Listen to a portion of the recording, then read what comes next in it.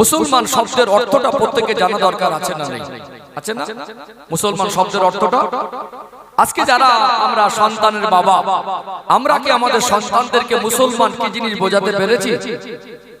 বোঝাতে পারি? সে ভালো মুসলমান হবে কি করে? আল্লাহ পাক কোরআনুল কারীমে বলেন, ওয়ালা তামুতুন্না ইল্লা ওয়া আনতুম মুসলিমুন। মরতে যদি হয় পরিপূর্ণ মুসলমান না হয়ে মৃত্যুবরণ করো না। এই মুসলমান শব্দের অর্থটা হলো আত্মসমর্পণকারী। দুনিয়াতে আল্লাহ পাক আমাদেরকে সৃষ্টি করেছেন, আল্লাহ পাক দুনিয়ায় আমাদেরকে জ্ঞান বিবেক বুদ্ধি দিয়েছেন, আমাদের শক্তি দিয়েছেন। আত্মসমর্পণের যথার্থ অর্থ হলো দুনিয়া আমরা কোনো কাজ আমাদের মতো করে করতে পারবো না। আল্লাহ দয়াময়, তিনি যা আদেশ নিষেধ করেছেন এই জীবনটাকে আল্লাহর কথা মতো অতিবাহিত করা। যা মন চায় তাই খাবো না। আল্লাহ আমাদের জন্য হালাল খাবার দিয়েছেন। ওয়াইন তাউদ্দু নি'মাতাল্লাহি লা তুহসুহা। দুনিয়া আল্লাহ হালাল খাবার কত নিয়ামত স্বরূপ দিয়েছে। মনটা চাইলে আমি একটা হারামের পথ বেছে নিতে পারবো না। নিজের ইচ্ছাকে নিজের মতো করে ব্যবহার করতে পারবো না। আল্লাহর মতো, রাসূলের কথা মতো, আল্লাহর কথা মতো আমাদের ইচ্ছাকে ব্যবহার করতে হবে। একটা মানুষ রোজা রাখার পরে যদি খুব খিদে লাগে, খুব পিপাসা লাগে, মাগরিবের রক্ত না হলে সামনে খাবার থাকলে খাওয়া যায়? খাওয়া যায় না। 5 মিনিট বাকি খাবার ওঠে না।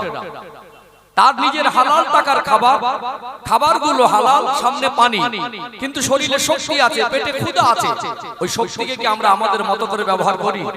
হাতের ক্ষমতা হয় না গ্লাসটা পানি হাতে নেবে। এই মন হাজারো বার চাইলে আমরা সেটাকে তার মনের ইচ্ছা মতো তুলে গালে দিতে পারি না। এটা আত্মসমর্পণের একটা স্পষ্ট চিত্র। আত্মসমর্পণ শুধু ইফতারির আগে 5 মিনিট কেন? আত্মসমর্পণ আমাদের চিন্তায় দরকার, আমাদের চলায় দরকার, আমাদের বলায় দরকার, আমাদের লেবাসে দরকার, আমাদের ছাটকাটে দরকার, আমাদের ব্যবসায় দরকার, পারিবারিক জীবনে দরকার, অর্থনৈতিক জীবনে দরকার। মুমিন তিনি সবসময় আত্মসমর্পণের ভিতর থেকে জীবন যাপন করে। মুমিন সবসময় আত্মসমর্পণের মধ্য থেকে জীবন যাপন করে। ও ভাইজানেরা, সোনার মানিক যুবকেরা, আব্বারা মায়েরা, নিজেকে পরিপূর্ণ মুসলমান করতে গেলে নিজের ইচ্ছাকে রবের কাছে বিক্রি করে দিতে হবে। দুনিয়ার মানুষ গাড়ি বাড়ি বিক্রি করে, জমি জায়গা বিক্রি করে বিনিময় টাকা পয়সা পায়। দুনিয়ার কোন মানুষ যদি আল্লাহর কাছে তার নিজের ইচ্ছাকে বিক্রি করে দিতে পারে, বিনিময় আমার আল্লাহ তাকে মুমিনদের অন্তর্ভুক্ত করে দেয়। একটা মানুষ যদি তার ইচ্ছাকে রবের কাছে বিক্রি করতে পারে, বিনিময় আমার আল্লাহ ওই ব্যক্তির জন্য আল্লাহ জাহান্নাম হারাম করে দিয়ে আল্লাহ জান্নাতের দরওয়াজা খুলে দেয়। বিক্রি করা জমি গাড়ি বাড়ির উপর অধিকার থাকে? থাকে না। আমার ইচ্ছার উপরে আমার অধিকারটুকু রাখবো না। রবের কাছে আমি বিক্রি করে দিয়েছি। আমার ইচ্ছা আমার মতো চলবে না, আমার মতো করে আমি চালাবো না, আল্লাহর মতো করে চালাবো। তাহলে আমরা মুমিন হতে পারবো। এটা কি এমনি আসবে? ভেবে দেখেছেন সারা বছরে পশ্চিম বাংলার ভিতরে জলসা পারপাস কত টাকা আমরা খরচা করি? একটা জলসায় যদি অ্যাপ্রক্স 1 লক্ষ টাকা খরচ হয়, একটা থানা এরিয়ায় 100 জলসা হলে 1 কোটি টাকা। গোটা পশ্চিম বাংলা আমরা কয়েকশো কোটি টাকা খরচা করে জলসার আয়োজন করি প্রতি বছর। বছরের শেষে আমরা ফলাফল কি পাই সেটার খুব একটা হিসাব মেলানো যায় না। এত টাকা খরচা করেও পরিবর্তন নেই কেন? আমাদের জীবনে যে আত্মসমর্পণ দরকার ছিল, সেই আত্মসমর্পণ কোথায়? 24 ঘন্টার ভিতরে সারাদিন পরিশ্রম করে দুনিয়ার জীবন পার করে বালিশে মাথা দিয়ে ভাবতে হবে ঘুম ভাঙে তো সকাল, আর না হয়তো পরকাল। এই যে সারাটা দিন আমার চলা বলা কর্মজীবন, যতটুকু আল্লাহ এবং রাসূলের কথা মতো করতে পেরেছে আল্লাহর কাছে ঠিক ততটুকু মুসলমান হয়েছে। মদিনা শরীফ একটা শ্রেষ্ঠ জায়গা, যেখানে যাওয়া মানুষের প্রত্যেকটা মানুষের মনে একটা স্বপ্ন থাকে। একটা মানুষকে যদি মদিনা শরীফে নিয়ে গিয়ে আল্লাহ রাসূলের শহর মদিনাতুন নবী মদিনা মুনাওয়ারা সেই বাজার থেকে একটা প্রিমিয়াম কোয়ালিটির জুব্বা কিনে দেন, মাথায় যদি একটা পাগড়ি বেঁধে দেন, নববী শরীফের নামাজের কাতারে যদি দাঁড় করিয়ে দেন, মসজিদে নববী শরীফের কাতারে দাঁড় করা অবস্থায় দেখে তার পোশাক দেখে তাকে যদি খাঁটি মুসলমান মনে হয়, তার কর্মজীবনকে যদি মুসলমানের মতো করতে না পারে, আল্লাহর কাছে মুসলমান হিসেবে গণ্য হতে পারবে না। আফসোস কোথায় আমরা আমাদের সন্তানদেরকে বিবাহের সময় ছবি নিয়ে ঘুরি, ছেলে দেখেছি হিরোর মতো লাগছে, অথচ ওই সন্তানটাকে আমরা 4টে কলেমা শেখাতে পারলাম না, ওই সন্তানটাকে কিভাবে নামাজ পড়তে সেটা শেখাতে পারলাম না, ওই সন্তানটা 40টা গালাগালি মুখস্থ কিন্তু 4টে হাদিস বলতে পারবে না। এ দোষ কাকে দেবে? সমাজ কেন পরিবর্তন হয় না? আমরা পোশাক পরে নিজেকে মুসলমান মনে করলে তো মুসলমান হতে পারবো না। আমাদের কর্মজীবনকে মুসলমানের মতো করতে হবে। এটা কি মুখে বললেই হয়ে যাবে? বাবা মাকে অনেক দায়িত্ব নিতে হবে। পরিবর্তন কেন হয় না আমি 4টে পয়েন্ট পাট করে তুলে ধরবো। 5 নাম্বার পয়েন্টে উত্তর বেরিয়ে আসবে ইনশাআল্লাহ। আর পরিবর্তনের দরকার আছে কিনা সেটাও আমি একেবারে স্পষ্ট করে দেবো।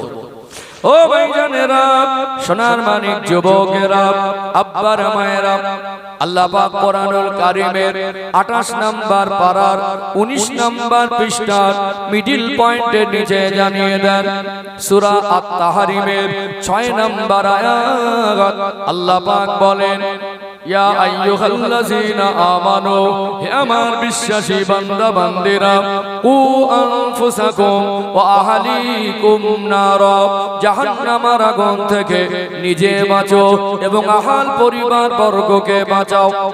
জাহান্নামের আগুন থেকে বাঁচতে গেলে নিজেকে যেমন আল্লাহর কথা মতো, আমাদের নবীর কথা মতো জীবন যাপন করতে হবে, তার সাথে সাথে আল্লাহ দয়াময় আমার আপনার উপর একটা মহান দায়িত্ব দিয়েছেন।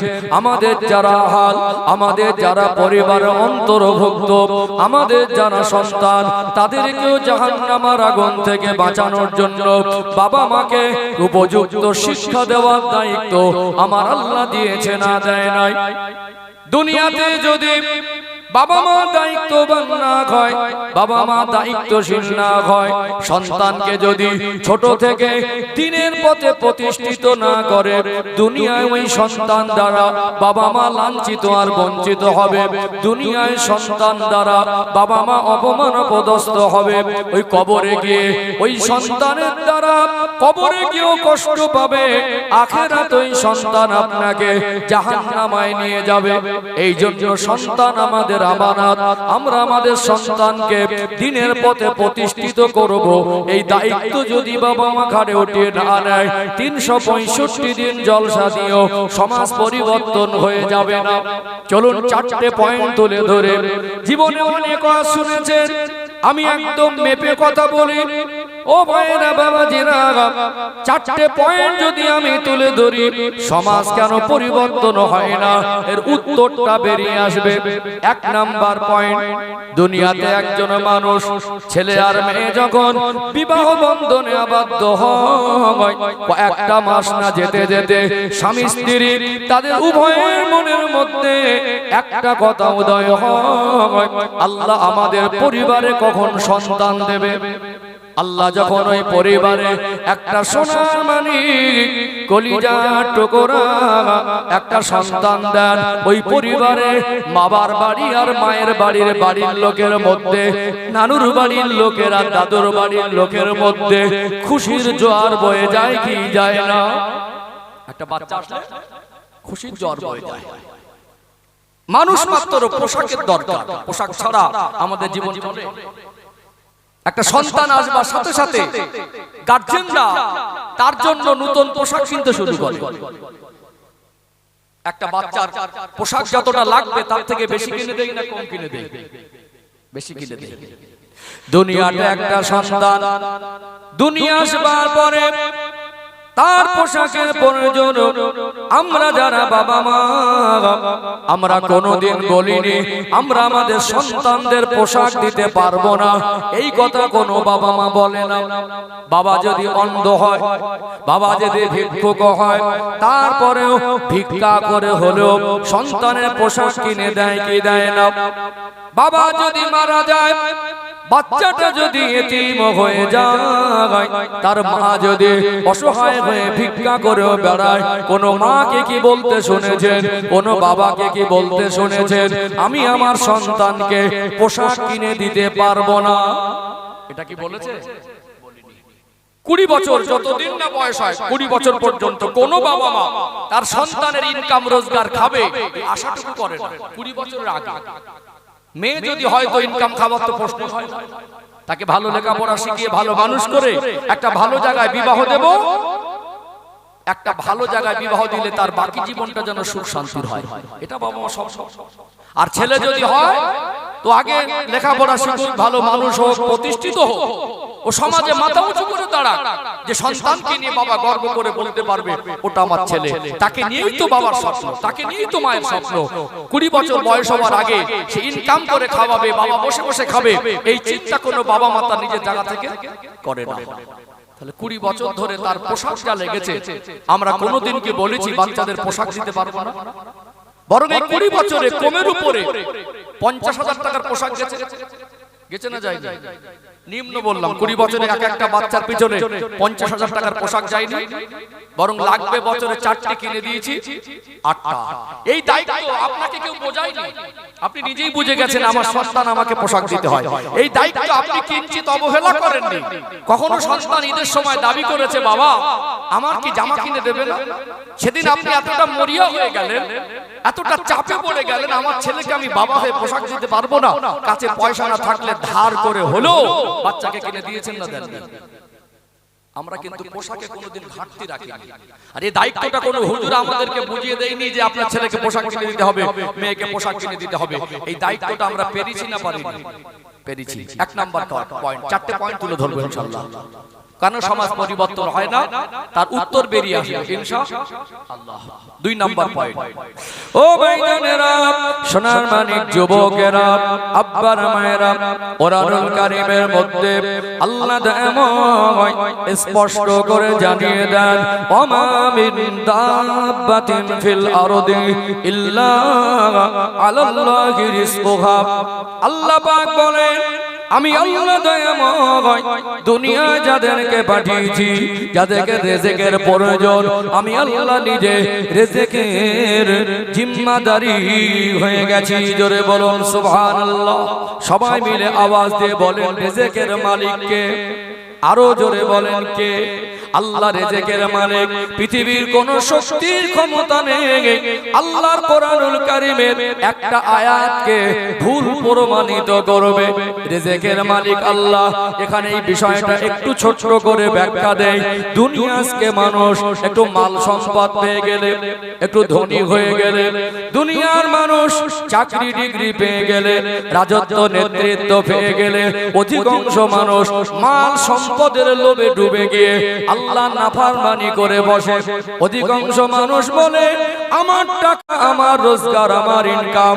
চাকরিকে মনে করে আমার কৃতিত্ব, নেতা নেতৃত্বকে মনে করে আমার কৃতিত্ব, রাজত্বকে মনে করে আমার কৃতিত্ব।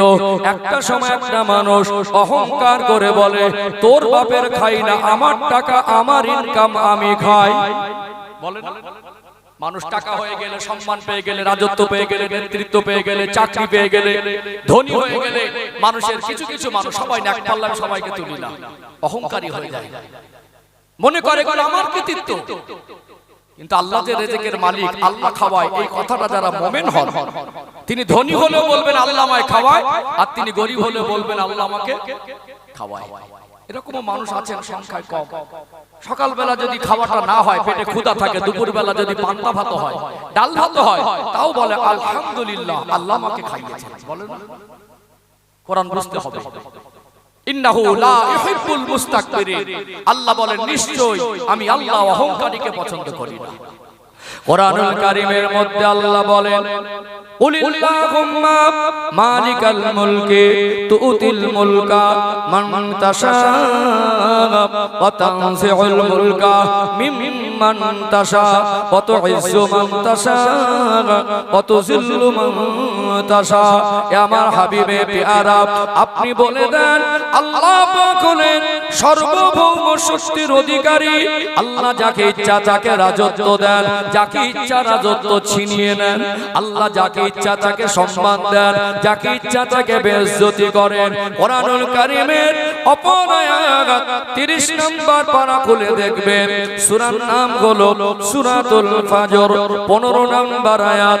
আল্লাহ পাক বলেন, ফাআম্মাল ইনসানু ইযা বাবতালাহু রাব্বুহু ফাআকরামাহু ওয়া না'আমা ফায়াকুলু রাব্বি আকরামান। আমি আল্লাহ মানুষকে পরীক্ষা করার জন্য যখন মাল সম্পদ দেই, ফায়াকুলু রাব্বি আকরামান, মানুষ বলে আল্লাহ আমার প্রতি অনুগ্রহ করেছে। আমার আল্লাহর কোরআন বলে, দুনিয়া আমার আল্লাহ মানুষকে যদি ধনী বানায়, মানুষকে যদি সম্পদ দেন, মানুষকে যদি সম্মান আর রাজত্ব দেন, ওটা হলো আল্লাহ পাকেরই দান। আল্লাহর দান। কিন্তু কিছু মানুষ অহংকারী হয়ে যায়, মানুষ মনে করে সব আমার কৃতিত্ব। আল্লাহ বলে, বান্দা তোমার রাজত্বকে তুমি মনে করো আমার কৃতিত্ব। আমি আল্লাহ তোমার যদি স্মৃতি শক্তি ছিনিয়ে নিয়ে মানসিক ভারসাম্যহীন বানিয়ে দিতাম, রাস্তায় পাগল হয়ে ঘুরতে, তোমার কি ক্ষমতা হতো? তুমি রাজত্ব পাবে, রাজত্ব চালাবে? আজকে পাইলট হলে, আজকে ধনী হলে, আল্লাহ বলে, বান্দা আমি যদি তোকে দুটো হাত আর পা না দিতাম, নামে দিতাম, কাজে দিতাম না। কিছু মানুষ আছে দেখবেন জন্মগতভাবে হাত পা গুলো দুমড়ানো মোছানো, নিজের প্রয়োজনীয় কাজটা নিজে করতে পারে না। যারা বলে আমার কৃতিত্ব, আল্লাহ বলে এটা আমার দান। আর মানুষ যখন একটু বেশি পেয়ে যায় তখন বলে আমার কৃতিত্ব, এটা আমার অর্জন। আল্লাহ বলে, বান্দা ওটা তোর প্রতি আমার অনুগ্রহ, আমার দয়া। ওয়াইন তাউদ্দু নি'মাতাল্লাহি লা তুহসুহা। আমি আল্লাহ এত নিয়ামত দিয়েছি, তুই গুনে গুনে শেষ করতে পারবি না। আল্লাহ যদি অন্ধ করে দিতেন, পাইলট হতে পারতো। আল্লাহ যদি বিছানায় শুয়ে রাখতে পারতেন, চাকরি করতে পারতো। দান কার? সম্মান বলেন, সম্পদ বলেন, রাজত্ব বলেন, নেতৃত্ব বলেন, ক্ষমতা বলেন, এটা আল্লাহর দান। কার দান? আল্লাহর দান। রিজিকের মালিক আল্লাহ। অস্বীকার করার ক্ষমতা পৃথিবীর কোন শক্তির নাই। দুনিয়ার মানুষ আমরা যা কিছু খাই, এটা আল্লাহর নিয়ামত, অস্বীকার করা যায় না। টাকা খেয়ে বাঁচতে পারবেন না, আপনার নিজের পরিচয় নিয়ে না খেয়ে বাঁচতে পারবেন না। আপনি সারা দিনে আজকে যা খেয়েছেন, না পানি, আল্লাহর রহমতের পানি, না হয় জমিনের ফসল, সেটাও কিন্তু আল্লাহর নিয়ামত। আমরা সহজভাবে বলে দেই, জলের অপর নাম হলো জীবন, কিন্তু পানিটা কার অবদান, কার দান? আমার আল্লাহ বলেন, ওয়া আনজালা মিনাস সামাই মাআ। আমি আল্লাহ তোমাদের জন্য আসমান থেকে রহমতের পানি দেই। জোরে বলুন সুবহানাল্লাহ। আল্লাহ রহমতের পানি যদি 200 বছর বর্ষণ বন্ধ করে দেন, দুনিয়ার বিজ্ঞান, দুনিয়ার বিজ্ঞান, দুনিয়ার রাষ্ট্রপ্রধান, দুনিয়ার ধনী আর জ্ঞানী, এরা সবকে একত্রিত হয়ে আল্লাহ যেভাবে পানি দিয়ে মানুষের প্রয়োজন মেটায়, দুনিয়ার কোন মানুষ কি আল্লাহ যেভাবে মানুষকে নিয়ামত দেয়, মানুষ কি সেই অভাব পূরণ করতে পারবে? পারবে বিজ্ঞান? পারবে রাষ্ট্রপ্রধান? পারবে মোস্তান? পারবে ধনী? আল্লাহ পানি দেন, এটা আল্লাহর দান। 200 বছর যদি আল্লাহ গোটা বিশ্বে পানি বর্ষণ বন্ধ করে দেন, হাহাকার হয়ে যাবে, মরুভূমি হয়ে যাবে। গাছপালা, তরু লতা, শাক সবজি, ফল মূল সব মরে একেবারে পরিষ্কার হয়ে জমিনের মাটি একেবারে ফেটে চৌচির হয়ে যাবে কি যাবে না? পানি কার দান? বলতে পারি জলের অপর নাম জীবন। জলটা কার নিয়ামত, ওটা আর বলতে চায় না। পানি না খেলে বাঁচবো? খান না চাকরি, খান না টাকা। আল্লাহ বলে, বান্দা তুই যেটা খেয়ে বেঁচে থাকিস ওটা আমার দান, ওটা আমার নিয়ামত। আমার আল্লাহ পৃথিবীর মানুষকে যে বলেছেন রিজিকের মালিক আমার আল্লাহ, একটা ধানকে আমরা জমিনে মাটির নিচে ফেলে দেই, আল্লাহ দয়ার করুণা হয়, আমার আল্লাহ ধান থেকে কলা দেয়, ওটাকে বীজ পাতা দেয়। ওই একটা ধানের গোড়া থেকে আল্লাহ দয়ার করুণা থেকে একটা ধানের গোছ হয়। একটা ধান থেকে আমার আল্লাহ 20টা ধানের শীষ দান করেন। এটা কার দান? আল্লাহ যদি চায় তো ওই ধান থেকে কলা বের হয়ে বীজ পাতা হবে। আর আমার আল্লাহ যদি না চান, ওটা ওটা মাটির তলায় পচে যাবে। একটা পচা ধানের দানা বা গমের দানা যদি পচে যায়, কোথায় আপনার বিজ্ঞানের শক্তি, কোথায় আপনার রাষ্ট্রপ্রধানের শক্তি, কোথায় বিশ্বের দাদারা গোটা বিশ্বের সব শক্তিশালী মানুষগুলো একত্রিত হয়ে একটা পচা ধানের দানা থেকে, একটা পচা গমের দানা থেকে কি কাজ বার করার ক্ষমতা পৃথিবীর কোন বিজ্ঞানের বাবা 14 পুরুষের আছে? আছে কি? যেটা খাই কার দান? আল্লাহর দান না? আল্লাহ বলে বান্দা আমা মিন দাব্বাতিন ফিল আরদি ইল্লা আলাল্লাহি রিজকুহা। আমি আল্লাহ তোদের রিজেকের জিম্মাদার। দুনিয়াতে একটা আলুর কংস কাটা একটু কলা ছিল, ওটা জমিনের মধ্যে পুঁতে দিলাম। আল্লাহর দয়ার অনুগ্রহ, একটা আলুর কাটা অংশ একটু কলা, ওর থেকে আল্লাহ একটা গাছ দিলেন। বান্দা বান্দির রিজেক হিসাবে আমার আল্লাহ মাটির নিচে একটা আলুর কলা কাটা অংশ পুঁতে দিয়েছিলাম। আল্লাহ 2 কিলোরও অধিক আলু দান করেন কি করেন না? পচে যদি যায়, বিজ্ঞানের ক্ষমতা নেই, শিক্ষাবিদের ক্ষমতা নেই, প্রধানমন্ত্রীর ক্ষমতা নেই, বিশ্বের দাদাদের ক্ষমতা নেই, পচা আলু থেকে গাছ বার করবে। এটা কার দান? আল্লাহ দুনিয়া আপেল দিলেন, কলা দিলেন, ডালিম দিলেন, নাশপাতি দিলেন, আঙুর দিলেন। আল্লাহ দয়ার করুণা, আমার আল্লাহ সুন্দর একটা ছাল দিয়ে প্যাকিং করে দিলেন। ওই ফলের ভিতরে একটা ভিন্ন স্বাদ ঢেলে দিয়েছেন। আল্লাহ শরীরে আমাদেরকে সেন্সার দিয়েছেন, কত সুন্দর সুস্বাদু খাবার খায়। আল্লাহ পাক যদি ওগুলো ছাল দিয়ে প্যাকিং করে ঢেকে না দিতেন, একটা পাকা কলা ওটা আমাদের জন্য খাদ্যের জন্য সুস্বাস্থ্যকর খাদ্য হিসাবে খেতে পারতাম না। ওটা পচে যেত, ভিক্টোরিয়া জীবাণু হয়ে যেত, বিভিন্ন আল্লাহ সৃষ্টিজীব পোকামাছি বসে ওটাকে আমাদের জন্য খাবার অনুপযোগী করে ফেলতো। আল্লাহ দয়া করুণা, আমার আল্লাহ হালাল খাবারগুলো জমিনে ফসল হিসাবে দেন, সেগুলো আমার আল্লাহ আমাদের জন্য প্যাকিং করে দিয়ে থাকেন। জোরে বলুন সুবহানাল্লাহ। রিজেকের মালিককে অস্বীকার করতে পারবে? পৃথিবীর কারোর ক্ষমতা নাই। আর একটু যদি বলি আপনারা অবাক হয়ে যাবেন। বাবা আর মার ফিজিক্যাল সম্পর্কের কারণে 2 ফোঁটা নাপাক পানিকে আল্লাহ একত্রিত করেন। ওই 2 ফোঁটা নাপাক পানিকে আল্লাহ একত্রিত করে প্রথমে রক্তপিণ্ড, তারপরে মাংসপিণ্ড। প্রতি 40 দিন পর পর আমার আল্লাহ একটা মানুষের শারীরিক সম্পূর্ণ গঠনের একটা ধাপ কমপ্লিট করেন। প্রতি 40 দিন পর পর আল্লাহ পাক একটা ধাপকে পরিপূর্ণতা দেয়। একটা বাচ্চা মায়ের গর্ভে 2.5 মাস 3 মাস যখন 3.5 মাস হয়, তখন হার্টবিট এসে যায়। শরীরের কোন গঠন তখন পরিপূর্ণ হয় না। আমার আল্লাহর দয়া, একটা ভিক্টোরিয়া জীবাণু মুক্ত জায়গা, একটা নিরাপদ জায়গায় আল্লাহর কুদরত আর দয়া দিয়ে আমার আল্লাহ তাকে ধীরে ধীরে বড় করেন। আর ওই বাচ্চাটার জন্য তার কতটা খাবার লাগবে, সেই খাবারটার ক্যাটাগরি কেমন হবে, আমার আল্লাহ মায়ের নারীর সঙ্গে কানেকশন করে একটা বাচ্চাকে মায়ের গর্ভে আমার আল্লাহ নিরাপদে বড় করেন। দুনিয়াতে আজকে দেখছেন একটা বাচ্চা যদি 7 মাস বয়সে যদি কোনো কারণবশত ডেলিভারি হয়ে যায়, একটা মায়ের বাচ্চা যদি 5 মাস বয়সের একটা বাচ্চাকে কি দুনিয়ার ডক্টররা গ্যারান্টি দিয়ে বাঁচিয়ে রাখতে পারবে? 9 মাস প্লাস বাচ্চা মায়ের গর্ভে থাকে, 2 মাস 1 মাস আগেই হয়ে গেলে অনেক সময় বাচ্চাটা মারা যায়, তাই না? এখন বলে আমার টাকা, আমার রোজগার, আমার ইনকাম, আমার ক্ষমতা, আমার রাজত্ব, আমার নেতৃত্ব অহংকার করে। আল্লাহ বলে বান্দা তোকে যা দিয়েছে ওটা আমার দয়া। সেদিন কোথায় ছিলাম আমরা? মায়ের গর্ভে দুনিয়ার কোন ডক্টর সেখানে খাবার পৌঁছায়নি, দুনিয়ার কোন বিজ্ঞান আর দুনিয়ার রাষ্ট্রপ্রধান সেখানে খাবার পৌঁছায়নি। শরীরের গঠন তখনো কমপ্লিট হয় নাই।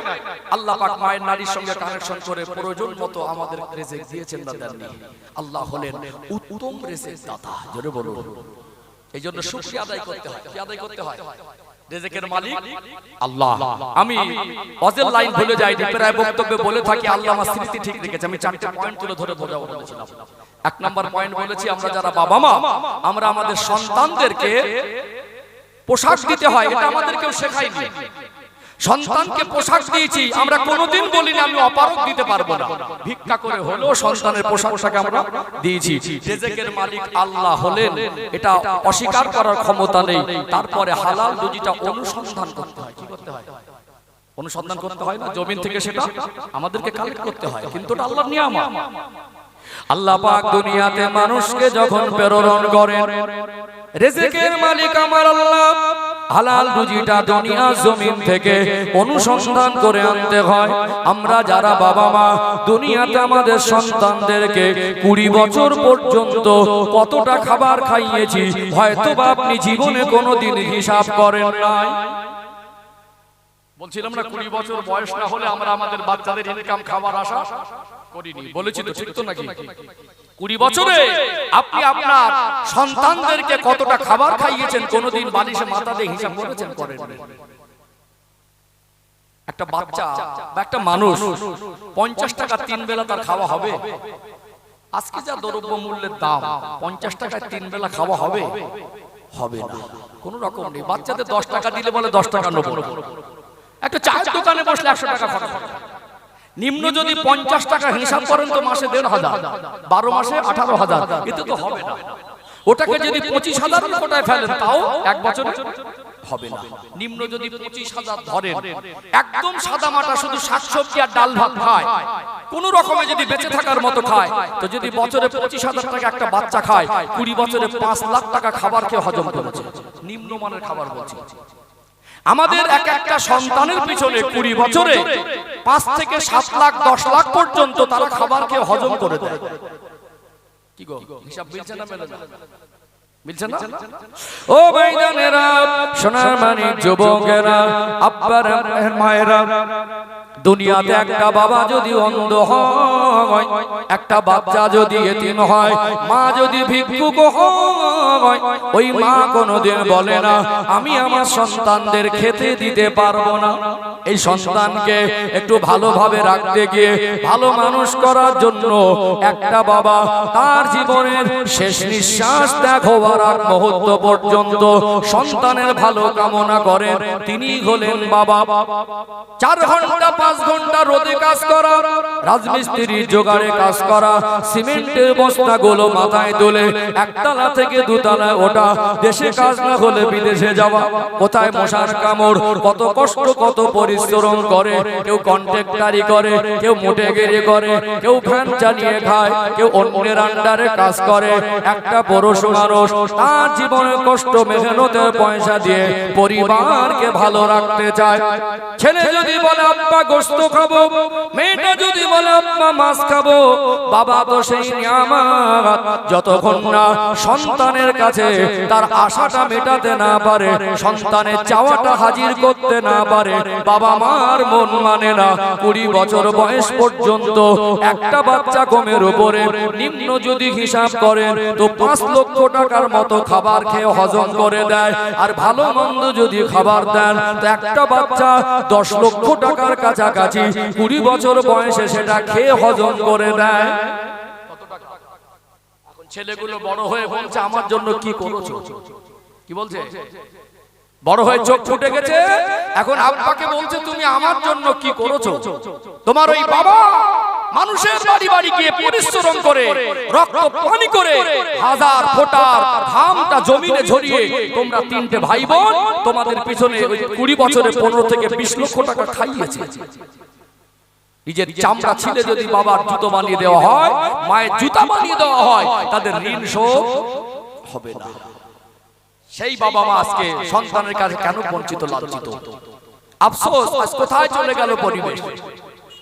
আজকে যে বাবা তার জীবনের শেষ নিঃশ্বাস ত্যাগ পর্যন্ত সন্তানকে প্রতিষ্ঠিত করতে চায়, নিজে না খেয়ে সন্তানদের খাওয়ায়, হাজারো কষ্ট করে বাড়ি ফিরে গেঞ্জি নিংড়ালে ঘাম বের হবে, ওই অবস্থায় এসে সন্তানের মুখটা দেখে বাবার মন শান্ত হয়। সেই বাবা যখন বার্ধক্যে পৌঁছে যাবে, যখন চলতে পারতাম না, যখন অসহায় ছিলাম, বাবারা কোলে পিঠে মানুষ করেছে, 3টে সন্তানকে মানুষ করেছে, কোনোদিন বাবা বলিনি খেতে দিতে পারবো না। আজ 3টে ভাই মিলে বাবার আর মার খাওয়াটা চাপ হয়ে যাচ্ছে। আব্বা যদি 200 টাকা চায়, অধিকার আছে না নেই? একটু হ্যাঁ দেন। ছেলের কাছে 200 টাকা চাই, অধিকার আছে না নেই? এখন হিংসা ঢুকে গেছে। ওই ভাইটা দেয় না আমি দেবো কেন? এখন হিংসা ঢুকে গেছে, ওই যা দেখে না আমি দেখবো কেন? তাবিজ আনতে যাচ্ছে, হুজুর একটু বরকতের তাবিজ দেন। বাবার হক ফাঁকি দিয়ে, মায়ের হক ফাঁকি দিয়ে, বাবা মাকে বঞ্চিত করে তাবিজের হালসি মাথার চুল থেকে পাতলা পর্যন্ত ঝোলাবেন, ওতে বরকত হবে না। আজকে ছেলেগুলো অসহায় হয়ে পড়েছে, কারণ আমাদের ঘরের কিছু কিছু বৌমায়েরা আছে মারাত্মক ডেঞ্জার, বিষাক্ত সাপের থেকে ভয়ঙ্কর। ছেলে তার বাবাকে পয়সা দেবে 200 টাকা, বৌমা মনে হবে ম্যাজিক জানে, মুখটা ছিল 2 কিলো হয়ে যাবে 4 কিলো, ছাড়া মারা শুরু করবে। এই বেচারা এখন দুর্বল হয়ে গেছে। আব্বা তো চেয়েছে 200 টাকা, ছেলেটার মনটা চাইছে দেই। এখন যদি স্ত্রীকে লুকিয়ে দেই, মনে করবে 2000 টাকা দিয়েছে, তাহলে ঝাড়াটা একটু জোরে মারবে। কি মারবে? ঝাড়াটা একটু জোরে মারবে। এই বেচারা ভেবে ভেবে দেখছে ঝগড়া অশান্তি আমার ভালো লাগে না, এত কষ্ট করে বাড়ি এসে আমি আমার বাবাকে 200 টাকা দেবো, এত ঝামেলা। তো যদি সামনেই 200 টাকাই তো দেবো, ওটা যদি লুকিয়ে দেই মনে করবে হয়তো 200 টাকায় 500 না 1000 না 2000 দিল। তো স্ত্রীকে বলছে 200 টাকাটা আমার আব্বাকে সকালবেলা দিও। আমাদের ঘরের মেয়েরা বৌমারা এত ভালোভাবে মানুষ হয়েছে, মনটা এদের এত বড়, টাকাটা ধরে মনে মনে করছে বুড়ো আর বুড়িটা সবসময় টাকা টাকা করে, কবে যে মরবে আর মাথাটা খালি হবে। বৌমাদের কাছে এখন শ্বশুর শাশুড়ি বোঝা হয়ে গেছে। ঠিক বলছি না ভুল বলছি? একটু হ্যাঁ হুদা বোঝা হয়ে যায়নি? শ্বশুর শাশুড়ি এখন বোঝা হয়ে গেছে। এমন ভাব নেবে যেন বাপের বাড়ি থেকে এনে দিচ্ছে। কোথায় ছিলে তুমি? তোমার বাপের বাড়ি থেকে যখন কুটুম আসে, শ্বশুর আর শাশুড়ি আসলে 2000 টাকা বাজার করলে তখন তো তোমার বুক ফাটে না? তোমার বোন আর বোনাই, শালি আর ভাগনা ভাই আসলে যখন 2000 টাকা বাজার করে তখন তো ওই মুখটা হাড়ির মতো হয়ে যায় না? বাপ্পাকে দিলে বুক ফেটে যায়। ঠিক বলছি না ভুল বলছি? 1000বার অধিকার আছে। শ্বশুর বাড়ি যদি গেলে যত্ন করে খাওয়ায়, আপনি খাবেন না? 2000 টাকার বাজার কেন 20,000 টাকা করেন? যে সময় চলতে পারতাম না, বলতে পারতাম না, অসুস্থ হয়ে বিছানায় শুয়ে পড়ে থাকতো, দুনিয়ার মানুষ ঘুমিয়ে যেত, রাত 2টার সময় মা সেই নিয়ামত, মায়ের চোখে ঘুম ছিল না। রাত 2টা বেজে গেছে, সোনার মানিকের ওই মুখটা দেখে দেখছে আর হৃদয়টা ফেটে যাচ্ছে, চোখ থেকে টপ টপ করে অশ্রু ঝরে যাচ্ছে। মায়ের ওই মায়া মমতার হাতটা নিয়ে একবার কপালে বোলায়, মায়ের ওই মায়া মমতার হাতটা নিয়ে একবার চেহারায় বোলায়, টপ টপ করে তাহাজ্জুদের রক্তে বাচ্চার দিকে তাকিয়ে দুনিয়ার মানুষ ঘুমিয়ে, মায়ের চোখে ঘুম নেই, আমার বাচ্চাটা অসুস্থ। আল্লাহর কাছে কেঁদে কেঁদে বলেছে, আল্লাহ আমার বাচ্চাকে আপনি সুস্থ করে দিলে 2টো রোজা রাখবো। সেদিন কোথায় ছিলে তুমি? যেদিন সন্তানটা অসুস্থ ছিল, বাবার কাছে পয়সা ছিল না, পেটে খাবার চাইনি, ছুটেছে খাদ্দারে গিয়ে, ভাই আমার বাচ্চাটা অসুস্থ, আমার কাছে পয়সা নেই, 2000 টাকা আমাকে ধার দে। খাবার কথা ভুলে গিয়ে হসপিটালে ছুটেছে বাচ্চাটাকে নিয়ে, আমার সোনার মানিক সুস্থ হয়। সেদিন তুমি কোথায় ছিলে? 1000বার শ্বশুর শাশুড়িকে খাবার কোনো আপত্তি নেই, বাবা মার হকটাও দেখা দরকার আছে না? একটু হ্যাঁ হুদা আছে না নেই? আর ছেলেগুলো যেরকম আর বৌমারা বলছে আমার জন্য কি করেছো? আর বৌমার কাছে মনে হচ্ছে না বুড়ো আর বুড়ি বোঝা, বরকত খুঁজছেন, বরকত। তাবিজের হালসি বাঁধেন, বরকত হবে না। বরকতের সবথেকে ভালো তাবিজ হলো বাবা মার দোয়া। নবী বললেন বিগয়রি হিজাব, আব্বা মার পিছনে খরচা করো, বাবা মা যদি সেবা করো, বাবা মা যদি খুশি হয়, সন্তুষ্ট হয়, আল্লাহর আরশ খুশি হয়ে যায়। তারা সবাই খুশি হয়ে আল্লাহর কাছে হাত তুললে ওটা আল্লাহর কাছে পর্দা থাকে না, বাবা মার দোয়াটা ডাইরেক্ট পৌঁছে যায়। জোরে বলুন, বরকত খুঁজছে, আব্বাকে ঠকিয়ে মাকে ঠকিয়ে বরকত খুঁজছে। আমার আলোচনা কষ্ট পাচ্ছেন নাকি? ঠিক বলছি না ভুল বলছি? কঠিন একটা সময় আমাদের। আপনি বলুন, আমার আলোচনার লাইনটা দিকটা না, আমি একটা পয়েন্ট বোঝাচ্ছিলাম যে আমরা যারা বাবা মা, আমরা আমাদের সন্তানের খাবার কষ্টকে আমরা দিয়েছি। বলেন না, দিয়েছি কি? কেউ কি আপনাকে কোনোদিন নতুন করে ধরে বোঝাতে হয়নি যে ছেলে মেয়েদের তোদের খাওয়াতে হবে? এটা আমরা একা একা বুঝে গেছি, এটা হুজুরদের রস করে বলতে হয়নি। কোনদিন কি বলেছি তোদের খেতে দিতে পারবো না? 20 বছর ধরে 3টে সন্তান বাবার কাছে ভারী হলো না, মায়ের কাছে ভারী হয়ে গেল না, 3 জন মিলে একজন ভারী হয়ে গেল। কি ঠিক বলছি না ভুল বলছি? হ্যাঁ, হিংসা হচ্ছে। ওই যা দেখেন আমি দেখবো কেন? হিংসা হচ্ছে, ও ভাই দেয় না আমি দেবো কেন? কোথায় পেলে হিংসা? আজকে চোখ ফুটে গেছে। তাই তুমি যদি বিছানায় শুয়ে পড়ে থাকতে, তোমার যদি হাত আর পা আল্লাহ না দিত, তোমার স্ত্রী সেদিন তোমার স্ত্রী হিসাবে তোমার কাছেই আসতো না। সবাই সরে গেলে, সবাই খিরিটি করলে, তোমার ওই বাবা আর মা তোমাকে ফেলে দিতে পারতো না। তুমি যদি অন্ধ হতে, যে স্ত্রী আর যে শ্বশুর শাশুড়ি মায়া কান্না কাঁদছে, সেদিন ওই স্ত্রী আর শ্বশুর শাশুড়ি সম্পর্কটাই হতো না। বলতো অন্ধ ছেলেকে আমার মেয়েকে বিয়ে দেবো না, বলতো না। সেদিন সবাই ফেলে দিলে মা আর বাবা অন্ধ বাচ্চাটাকে ফেলে দিত না, হাতটা ধরে ঘুরতো। তাদেরকে ভুলে গেলেন। স্ত্রীদের দেখেন হাজারবার দেখতে হবে, শ্বশুর শাশুড়ি আসলে যত্ন করেন ওটাও করতে হবে, কিন্তু বাবা মার হক বঞ্চিত করে নয়। ও ভাইজানেরা, সোনার মানিক যুবকেরা, আব্বার মায়েরা, দুনিয়াতে একটা বাবার মা তাদের সন্তানদের পেছনে 20 বছর ধরে কমের উপরে 5 থেকে 7 লক্ষ টাকা মাথার ঘাম পায়ে ফেলা পয়সা কত কষ্ট না করেছে। সকালবেলা শরীরটা ভালো না, মনে মনে হয় আজকে আমি কাজে যাব না, শরীরটা চলছে না, পুরন কাজে কথা দেওয়া আছে। তারা ওখান থেকে ফোনে চাপ দিচ্ছে, ভাই তোকে আসতে হবে। এখন লোক কোথায় পাবো? ওই কষ্টের শরীর নিয়েও অন্যের বাড়িতে কাজ করতে হয়েছে না হয়নি? সন্তান যাতে ভালো থাকে, এদের যাতে কষ্ট না হয়। দুনিয়া আমরা বাবা মা, আমরা আমাদের সন্তানদের পোশাক দিতে পারবো না, আর খাবার দিতে পারবো না, কেউ বলিনি। 20 বছরে তাদের পোশাক আর খাবারটা আমরা চেষ্টা করেছি ভালো করে পৌঁছে দেওয়ার। চলুন 3 নাম্বার পয়েন্ট। যেমন মানুষের জীবনে পোশাক দরকার, যেমন মানুষের জীবনে খাবার দরকার, আল্লাহ দয়াময় কাকে কখন কোন রোগ দেবেন, কেমন অসুস্থ হয়ে যাব কারোরই কিছু বলার নেই। আজকে বর্তমান সিচুয়েশন বড় কঠিন, দুনিয়ার মানুষ রোগে রোগে জর্জরিত। আমরা দোয়া করি আল্লাহ দয়াময় আমার বাচ্চার, আপনাদের বাচ্চাদের যেন আল্লাহ পাক সুস্থ রাখেন। তারপরে একটা বাচ্চা অসুস্থ হলে কোন বাবা মা বলে না আমি আমার বাচ্চাকে চিকিৎসা করাতে পারবো না, জমা করা পয়সা খরচা করে, কাছে টাকা না থাকলে ধার করে চিকিৎসা করে, যদি কাছে ধার যদি না পায় কখনো জমি বিক্রি করে দেয়। বাচ্চা অসুস্থ হলে বাবা মার কাছে টাকা না থাকলে একটা সময় গিয়ে মানুষের কাছে হাত পেতে ভিক্ষাও করে হলেও বাচ্চাকে চিকিৎসা করে কি করে না? চিকিৎসা করবো না বলতে পারে না। 20 বছর বয়স পর যতক্ষণ না একটা বাচ্চা সে প্রতিষ্ঠিত হয়, বাবা মা তাকে নিয়ে হাজারো স্বপ্ন দেখে।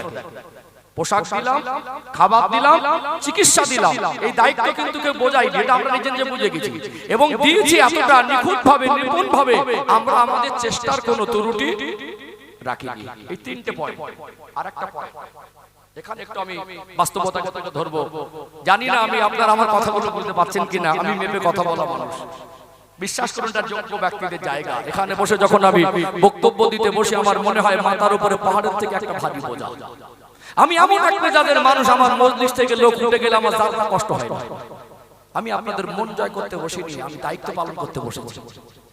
যারা আমার বিষয় জানে, আমার বক্তব্য ফলো রাখে, তারা জানে ওটা পশ্চিম বাংলার কোনায় কোনায় আমি মিশি মানুষের সঙ্গে, বিভিন্ন পরিবেশে কথা বলি।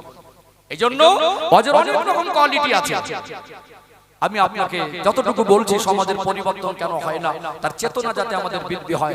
এখানে বসে অস্করা মনে কাউকে আক্রমণ নয়, কাউকে ছোট করা নয়, কাউকে নট্টহাস্য করা নয়। কেউ একটা অন্যায় করলো তাকে ভালো করে বলতে গিয়ে কারোর কাছে হাসির পাত্র করে দেওয়া নয়। অবশ্যই মানুষ ভুল করলে ভুল হিসাবে সেটা যেমন ভুলকে তুলে ধরা, ওই ভুল পথ থেকে কিভাবে দিনের পথে ফিরে আসবে সেই রাস্তাটাও দেখিয়ে দেওয়া। ঠিক বলছি না ভুল বলছি? আসমানে এই নয় শুধু সমাজের ভুল ত্রুটি বর্ণনা করব, ভুলকে ভুল বোঝাতে হবে, ভুলের পথ থেকে ফিরে আসার রাস্তাটাও দেখাতে হবে। ডক্টরের কাছে গেলেন গায়ে জ্বর, জ্বর হলে তো প্রাথমিক ধারণা আমাদের থাকে না? ডক্টর যদি আপনার কাছে ফিটা নিয়ে শুধু বলে আপনার গায়ে জ্বর, এটাকে সমাধান হয়ে গেল? আপনি তো বুঝতে পারছেন আমার গায়ে জ্বর। আমি আপনার কাছে এসেছি এই জন্য, আপনি একজন বিশেষজ্ঞ ডক্টর, আমার জ্বরটা কিভাবে কমবে সে সমাধানের জন্য এসেছি। আমি তো বুঝতে পারছি ঠিক একজন আলেম উঠে হয়তো আমি আপনার গ্রামে বা অন্য কোথাও গেলাম, কমিটি ভাইরা হয়তো বললেন হুজুর গ্রামে নামাজি কম, একটু কুচে দেন তো। আমি ওটা কুচে দিলাম।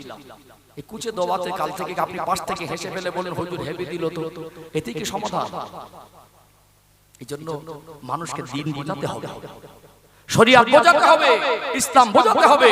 আল্লাহর নবী হুজুর আমার সর্বকালের সর্বযুগের সর্বশ্রেষ্ঠ মহামানব, যিনি সৃষ্টি জগতের জন্য রহমত, সেই প্রিয় রাসূলের কি আদর্শ ছিল। যারা আমার নবীকে বারবার আক্রমণ করেছে, আমার নবীকে বারবার গালি দিয়েছে, আমার নবীকে অপমান করেছে, আমার নবীকে কষ্ট দিয়েছে, আমার নবীকে বারবার জানে মেরে ফেলার পরিকল্পনা করেছে, নবী আমার তাদের কাছে উত্তম আচরণ নিয়ে বারবার গেছে, তাদেরকে মধুর ভাষা দিয়ে বুঝিয়েছেন, তাদেরকে বারবার ক্ষমা করেছেন, তাদের জন্য আল্লাহর কাছে চোখের পানি ফেলেছেন। তারা যখন দ্বীন বুঝতে পেরেছে, তারা যখন ইসলাম বুঝতে পেরেছে, তাদের জীবনটা এতটা পরিবর্তন হয়ে গেছে, তারা জান্নাতের সার্টিফিকেট পেয়ে সাহাবার মর্যাদা পেয়েছে। জোরে বলুন। এজন্য আলেমের সোহবতে বসতে হবে, দরকার আছে না? আছে না? ও ভাইজানেরা, সোনার মানিক যুবকেরা, আব্বারা মায়েরা, আমি প্রথম পর্যায়ে বুঝিয়েছি আমরা বাবা মা সন্তানের পোশাকে কমি রাখিনি। দ্বিতীয় পয়েন্ট বলেছি আমরা বাবা মা সন্তানের খাবারে কমি রাখিনি। তৃতীয় পয়েন্ট বলেছি আমরা বাবা মা সন্তানের চিকিৎসার কমি রাখিনি, যথাসাধ্য চেষ্টা করেছি, কোনোদিন বলিনি পারবো না। চতুর্থ পয়েন্ট যেটা খুব গভীর মনোযোগ দিয়ে শুনুন, আজকে দুনিয়া আমরা যারা জেনারেল শিক্ষিত মানুষ, আমরা চট করে বলে ফেলে যে শিক্ষা জাতির মেরুদণ্ড। বলেন না শিক্ষা জাতির কি বলে? শিক্ষা জাতির মেরুদণ্ড। জলের অপর নাম যেমন জীবন, ওটা বলে ফেলি, কিন্তু জল কার নিয়ামত ওটা আমরা স্বীকার করতে চাই না। খাবার সময় বলে আমি খাই, আমার টাকা খাই, আমার ইনকাম খাই, ঠিক আমরা এরকম বলে ফেলি শিক্ষা জাতির মেরুদণ্ড। কিন্তু আমার ইসলাম যে শিক্ষার গুরুত্ব বুঝিয়েছে, আজকে গুগলে সার্চ করো, এআই কে প্রশ্ন করো, আর্টিফিশিয়াল ইন্টেলিজেন্স কে ওখানে গিয়ে কোশ্চেন করো, আপনাকে পৃথিবীর মধ্যে 800 কোটি প্লাস যদি মানুষের বসবাস হয়, তো সব পৃথিবীর গোটা বিশ্বের মধ্যে কতটা ধর্মের অস্তিত্ব পাওয়া যায়, গুগল আপনাকে তথ্য দেবে। 3.5 থেকে 4 হাজারের মতো ধর্মের অস্তিত্ব পাওয়া যায়। আপনি তো জানেন 5-7টা ধর্ম। সম্মানিত ভাইরা, ইসলাম এমন এক আলো, ইসলাম মানুষকে যে শিক্ষার গুরুত্ব বুঝিয়েছে, পৃথিবীর কোন ধর্ম শিক্ষার গুরুত্ব অতটা বোঝায়নি। অবশ্যই শিক্ষা জাতির মেরুদণ্ড। পেটে পাথর বেঁধে থাকেন, এক বেলা না খেয়ে থাকেন, তারপরে সন্তানকে শিক্ষিত করুন। শিক্ষা দরকার আছে না? আছে না? আমরা মুসলমান, আমাদেরকে কোরআন যে ডিরেকশন দিয়েছে, কোরআন যে রাস্তা বলে দিয়েছে, আল্লাহ যে পথ দেখিয়েছে, রাসূল যে পথ দেখিয়েছে, এটা একজন মানুষের জন্য 100% যথেষ্ট। এইটুকু মেনে নিলে বাইরে কোথাও ভিক্ষা করতে যেতে হবে না। ভালো থাকার জন্য, নিজেকে সম্মানের জায়গায় রাখার জন্য, এই জীবনে শান্তি পাওয়ার জন্য আল্লাহ যে কথাগুলো বলেছেন, রাসূল যে কথাগুলো বলেছেন, এইগুলোই যথেষ্ট। এর বাইরে আর কিছু প্রয়োজন হবে না। আল-ইয়াউমা আকমালতু লাকুম দীনাকুম ওয়া আতমামতু আলাইকুম নি'মাতি ওয়া রাদিতু লাকুমুল ইসলাম দীনা।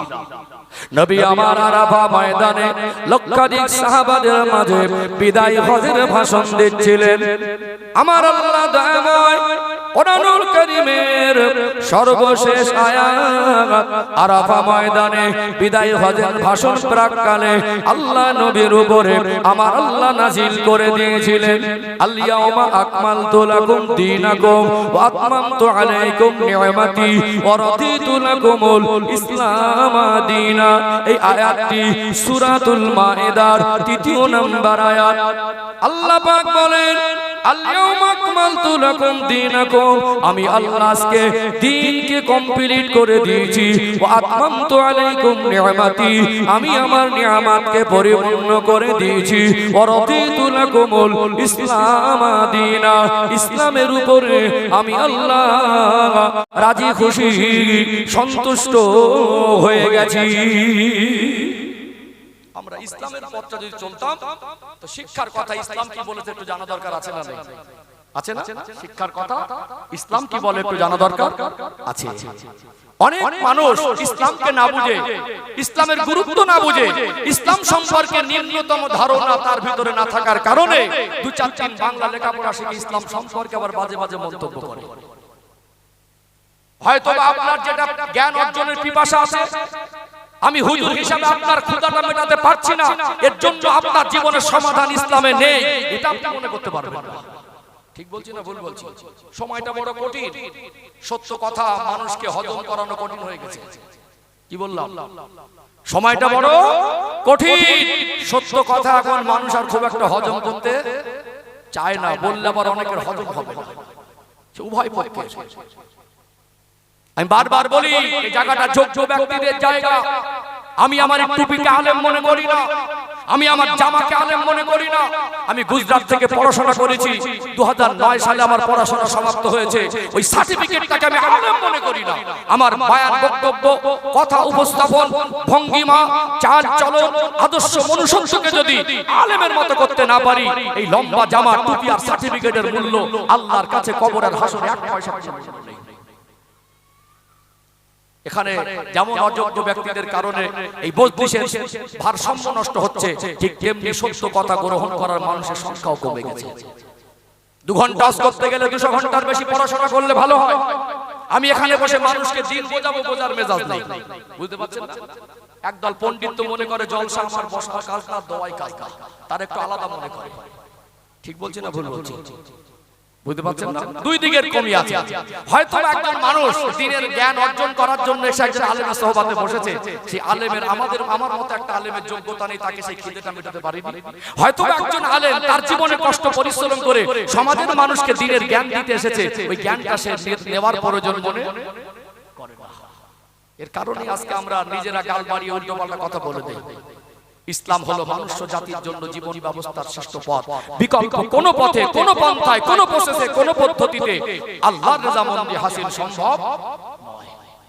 ও ভাইজানেরা, সোনার মানিক যুবকেরা, আব্বারা মায়েরা, অনেক জেনার শিক্ষিত মানুষ মনে করেন ইসলামে হয়তো শিক্ষার কথা নেই, ওই জন্য বারবার গর্ব করে লাইনটা বলে শিক্ষা হলো জাতির মেরুদণ্ড।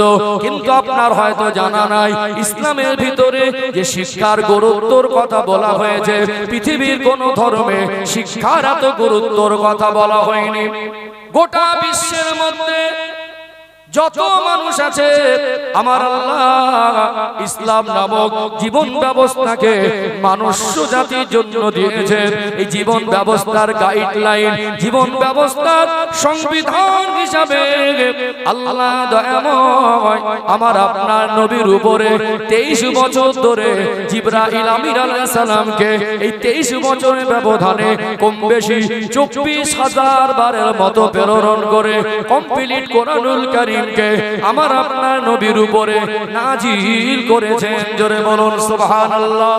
এই কোরআনুল কারীমের একটা সেন্টেন্স, একটা বাক্য, একটা শব্দ, একটা ওয়ার্ড দুনিয়ার মানুষের লেখা নয়। দুনিয়ার মানুষ এটাকে পরিবর্তন করতে পারবে না, দুনিয়ার মানুষ এটাকে পরিবর্তন করতে পারবে না।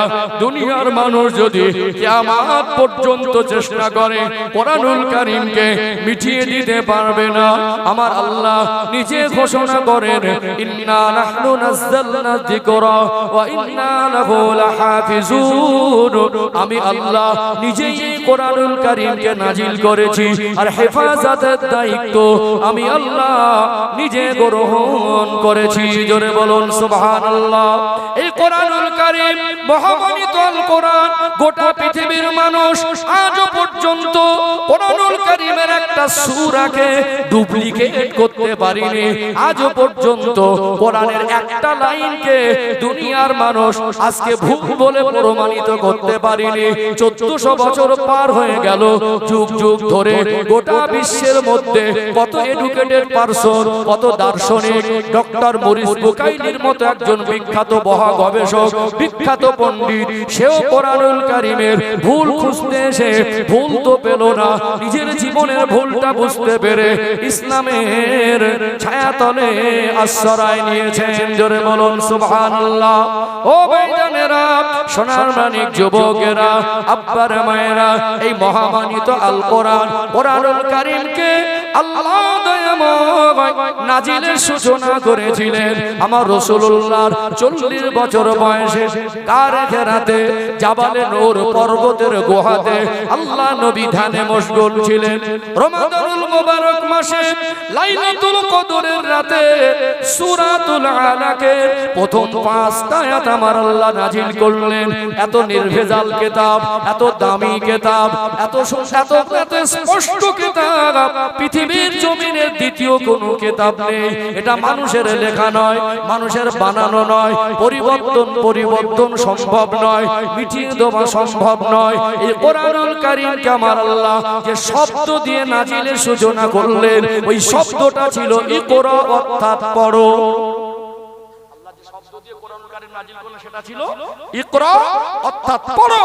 কোরআনুল কারীমের মতো শ্রেষ্ঠ কিতাবের প্রথম বাক্য দিয়ে আল্লাহ সূচনা করলেন পড়ো। পড়ার কথা আল্লাহ যেভাবে পৃথিবীর মানুষকে বুঝিয়েছেন, পৃথিবীর কোন ধর্মই ভাবে বোঝায় না।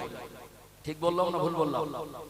শিক্ষার গুরুত্ব ইসলাম যতটা বুঝিয়েছে, পৃথিবীর কোন মহামানব কোন ধর্ম ততটা বোঝায় না।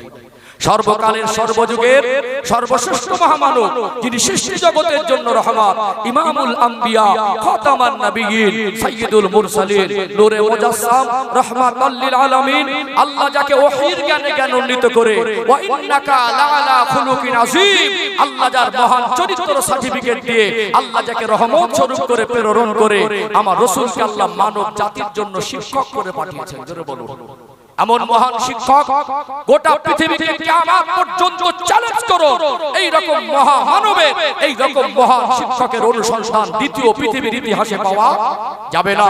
63 বছরের জীবনে একটা মিথ্যা বলেনি তিনি, কোনদিন মানুষের তার কথার দ্বারা কর্মের দ্বারা আক্রমণ করেনি, ও কারণে দুনিয়ার কোন মানুষের উপর আঘাত করেনি তিনি। তার 63 বছরের জীবনে কোনদিন বেইনসাফি করেনি।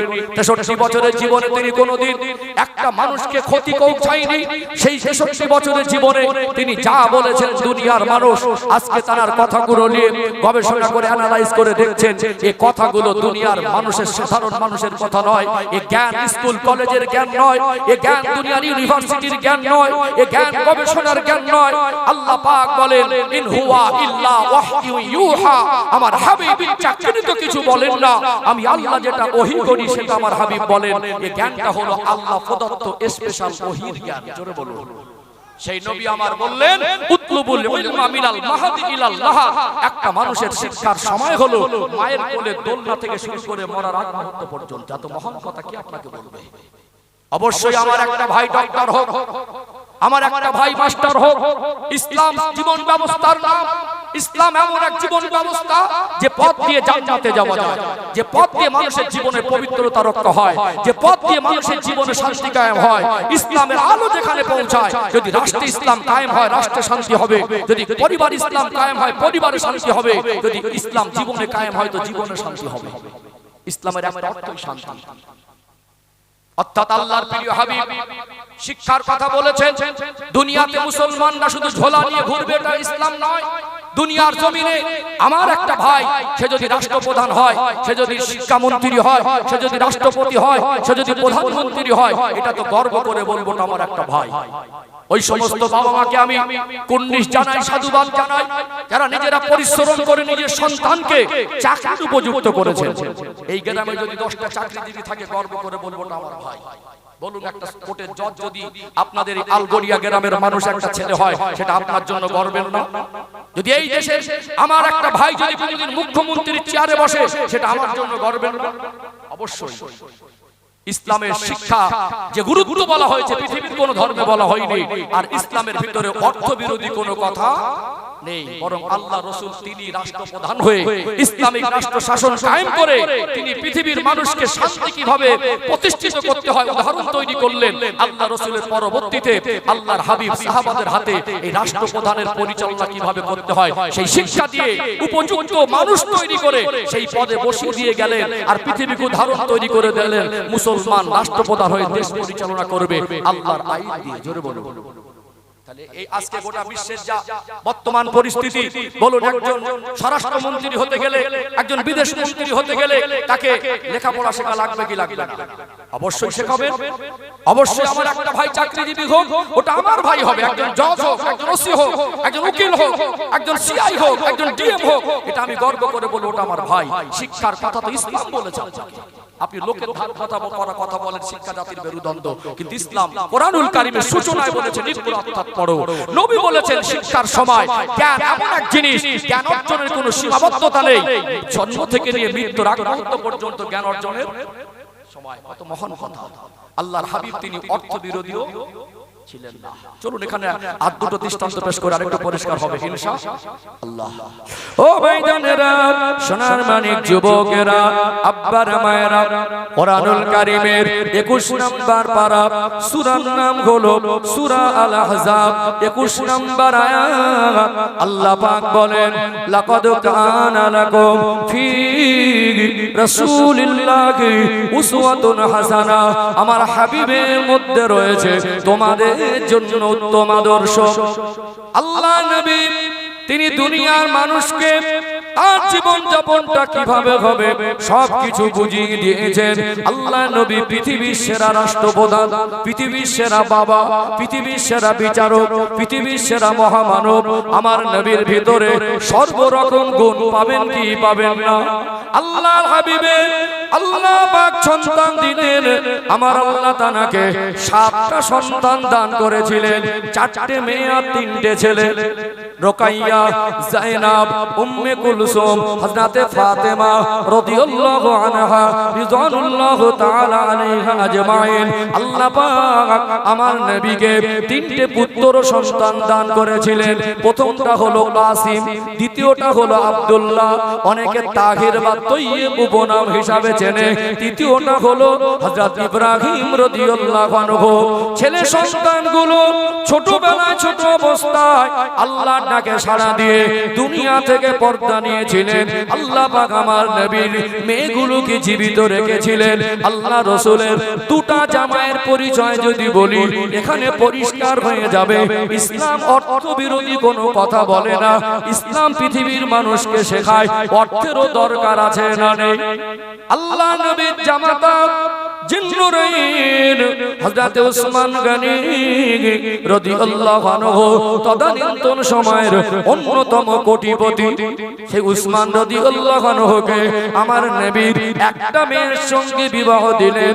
ওই মেয়েটা মারা যাবার পরে আল্লাহ নবী একদিন ডাকলেন, ও হযরত ওসমান, লাব্বাইক ইয়া রাসূলুল্লাহ।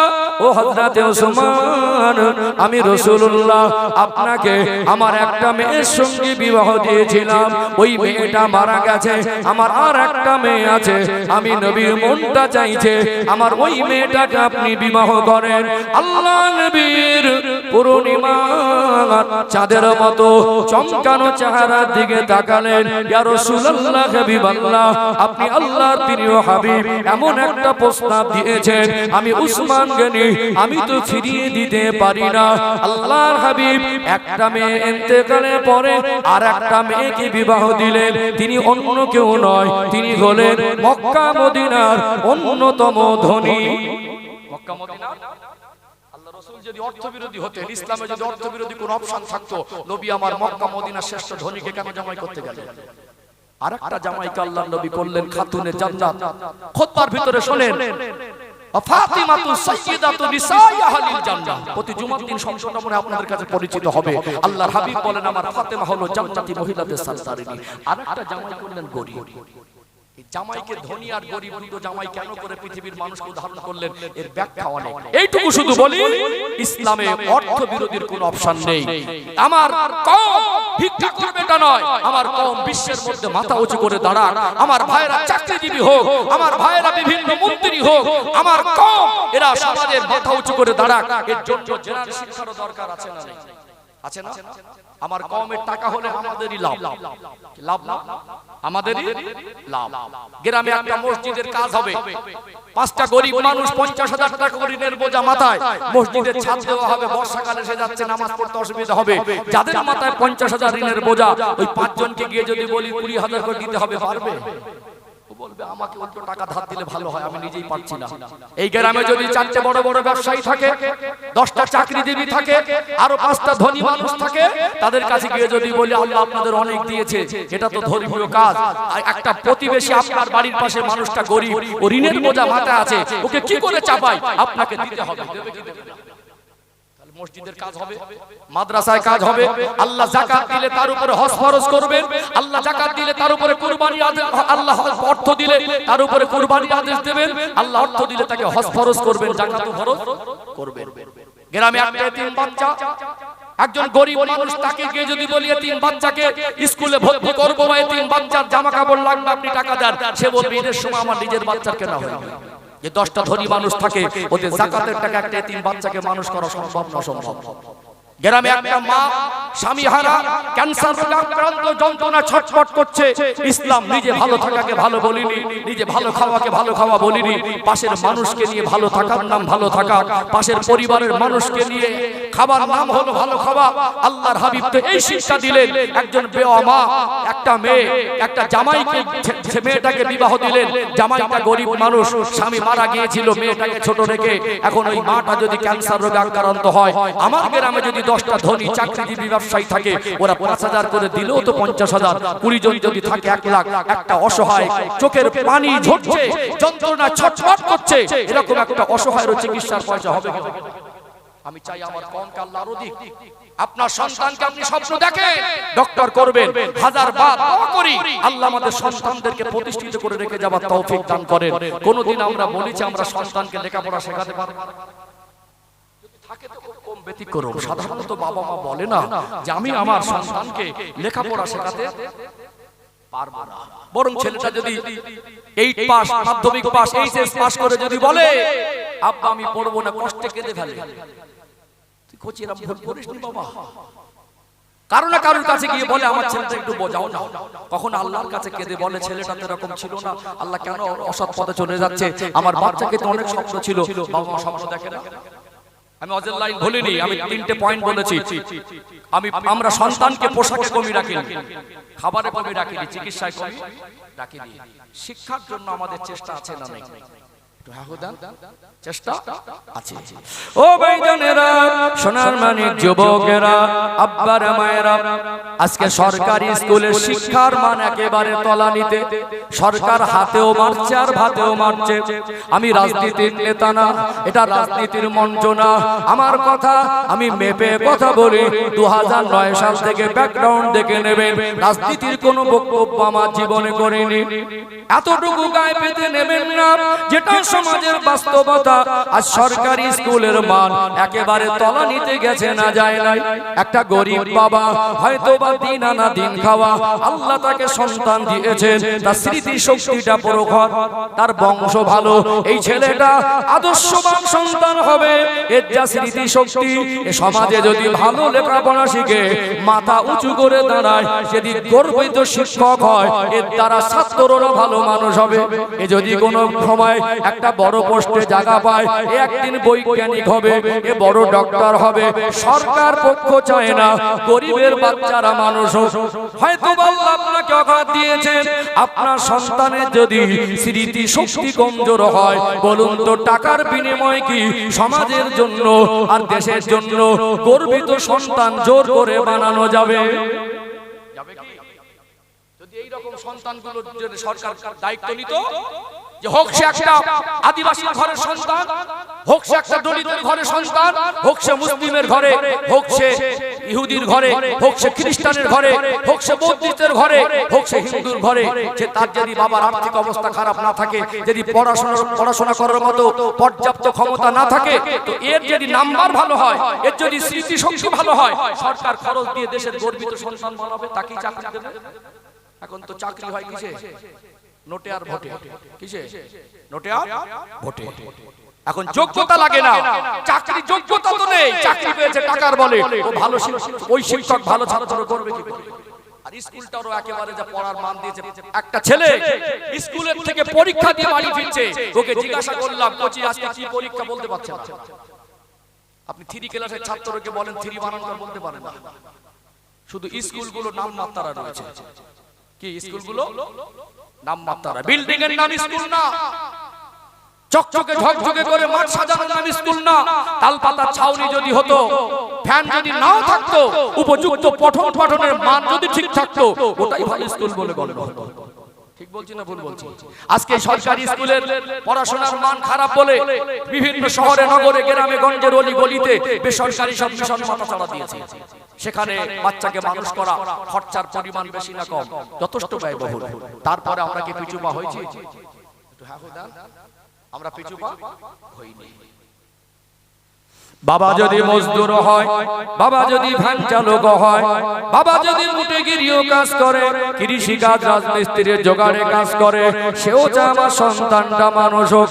18 বছর 20 বছর ধরে একটা সন্তানকে লেখাপড়া শেখাতে গিয়ে তাকে অঙ্কের জন্য আলাদা মাস্টার, ইংরেজির জন্য আলাদা মাস্টার, আপনি আপনার সন্তানকে ভালো মানুষ করবেন, এতে ইসলামের আপত্তি নেই। বরং ইসলাম তো শিক্ষার কথা বলে। আপনার সন্তানকে আপনি সমাজে একটা প্রতিষ্ঠিত সন্তান হিসাবে আপনার সন্তানকে তৈরি করতে চাইছেন। আপনার সন্তান, আপনার চিন্তাকে সাধুবাদ জানাই। আপনি কোনোদিন আপনার সন্তানকে বলেননি লেখাপড়া শেখাতে পারবো না। এই 18-20 বছর ধরে আপনার সন্তানকে কখন বই লাগবে বই দিয়েছেন, টিউশনির ফি দিয়েছেন, স্কুলের ফি দিয়েছেন, প্রাইমারি স্কুল যেগুলো প্রাইভেট স্কুল সেগুলোর মাসে মাসে টাকা দিয়েছেন। একটা বাচ্চা 3 বছর বয়স হওয়ার সাথে সাথে বাড়িতে বর্ণ পরিচয় এনে দিয়েছেন, আদর্শ লিপি এনে দিয়েছেন। হাট্টি মাটি মুখস্থ যদি করার প্রয়োজন হয় এতে আমার আপত্তি নেই। হাট্টি মাটি যদি কবিতা মুখস্থ হয়, আতা কাছে তোতা পাখি কবিতা যদি মুখস্থ হয়, এবিসিডি যদি মুখস্থ হয়, নামটা যদি মুখস্থ হয়, ওকে কলেমাও মুখস্থ করানো দরকার আছে না নেই? আছে না নেই? আমার বোঝানোর মেন পয়েন্ট ছিল এটা। প্রথম পোশাক, খাবার, চিকিৎসা, জেনারেল শিক্ষা। এই 4টে দায়িত্ব আপনাকে কেউ বোঝায় কোনোদিন ওয়াজ করে বলিনি যে 4টে দায়িত্ব পালন করে, এটা আপনি বুঝে গেলেন। এবং এই 4টেকে কোনোদিন 4টে জায়গায় আপনি নিজের থেকে ঘাটতি রাখার চেষ্টা করেন, ধার করেছেন, এর জন্য অসুস্থ শরীর নিয়ে কাজে গেছেন, এর জন্য দেশে কাজ না হলে ভিন্ন ভিন্ন রাজ্যে গিয়ে যেভাবে আমার ভাইয়ের আজকে পরিযায়ী শ্রমিকরা যারা হকার করে, যারা বিভিন্ন গ্রামে গিয়ে ঘুরে ঘুরে মাল বিক্রি করে, তাদের উপরে কি পরিমাণে অবিচার হচ্ছে। আজকে দেশের আইন কোথায়? আজকে দেশের বিচার ব্যবস্থা নিরপেক্ষ না, দেশের প্রশাসন নিরপেক্ষ না, দেশের যারা বড় বড় পদ বসে আছে দেশের পরিচালক তারাও নিরপেক্ষ না। একটা 4 পাস অসীম সরকারের মতো একটা অশিক্ষিত বর্বর জাতির জন্য লজ্জা, সে যখন অন্য ধর্মের পৃথিবীর শ্রেষ্ঠ ধর্মগ্রন্থ নিয়ে একটা বাজে মন্তব্য করে, আজকে আমার দেশের প্রশাসন তখন নীরব।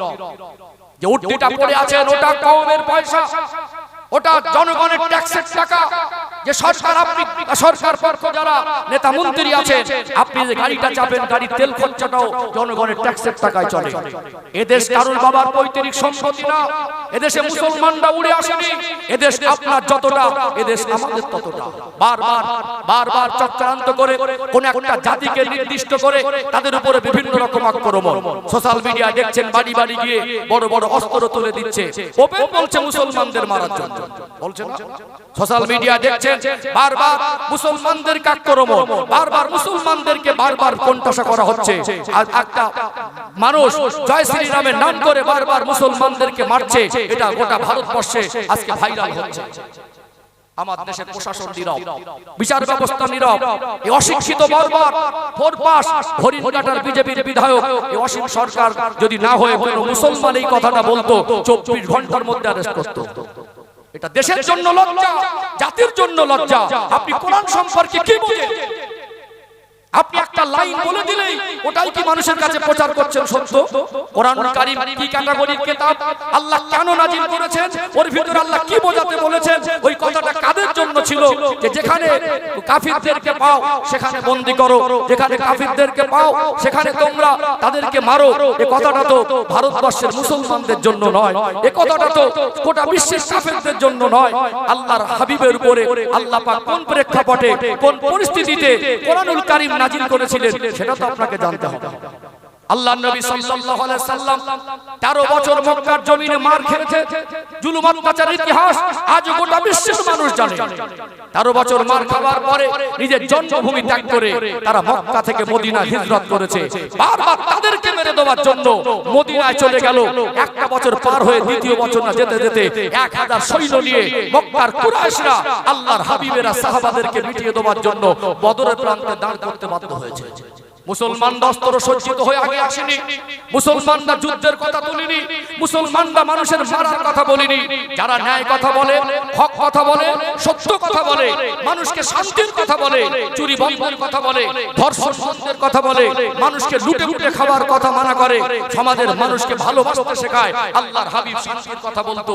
কেন মক্কার কুরাইশরা তাকে 13 বছর ধরে জুলুম অত্যাচার করে তায়েফের মাটিতে গেলে আজ আমার রাসূলুল্লাহর সেই রক্তের সুঘ্রাণ মনে হয় পাওয়া যাবে।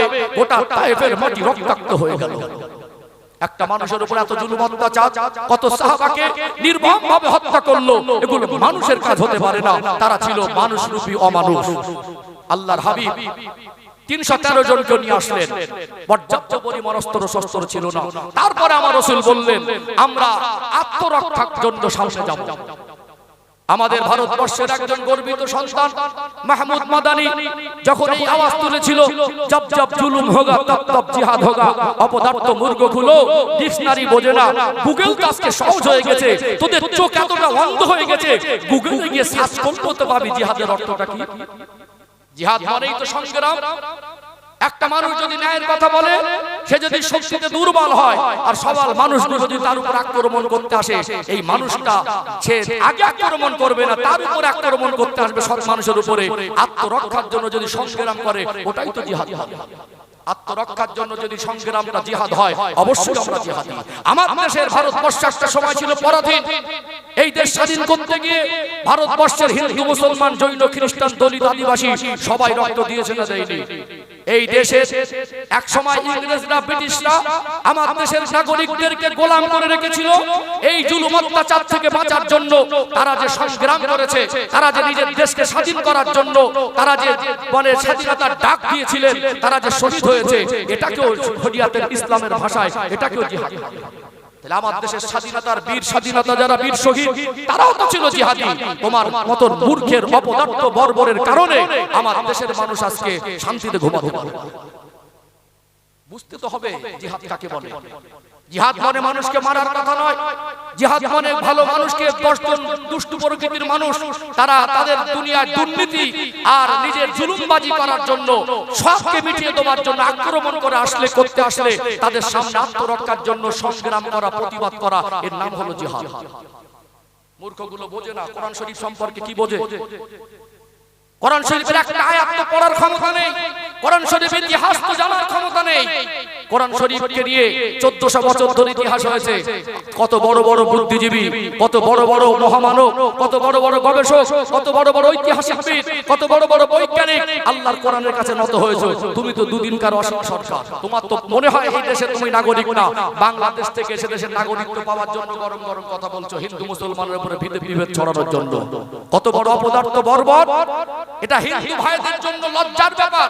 আমি জানি এ দেশ মহান দেশ, আমার বাংলা শান্তির বাংলা। সব ভাইদেরকে আমরা খারাপ বলি না। বহু শিক্ষিত হিন্দু ভাইরা জানে এই বর্বরতা যদি বাংলায় কায়েম হয় তো অশান্ত হয়ে উঠবে।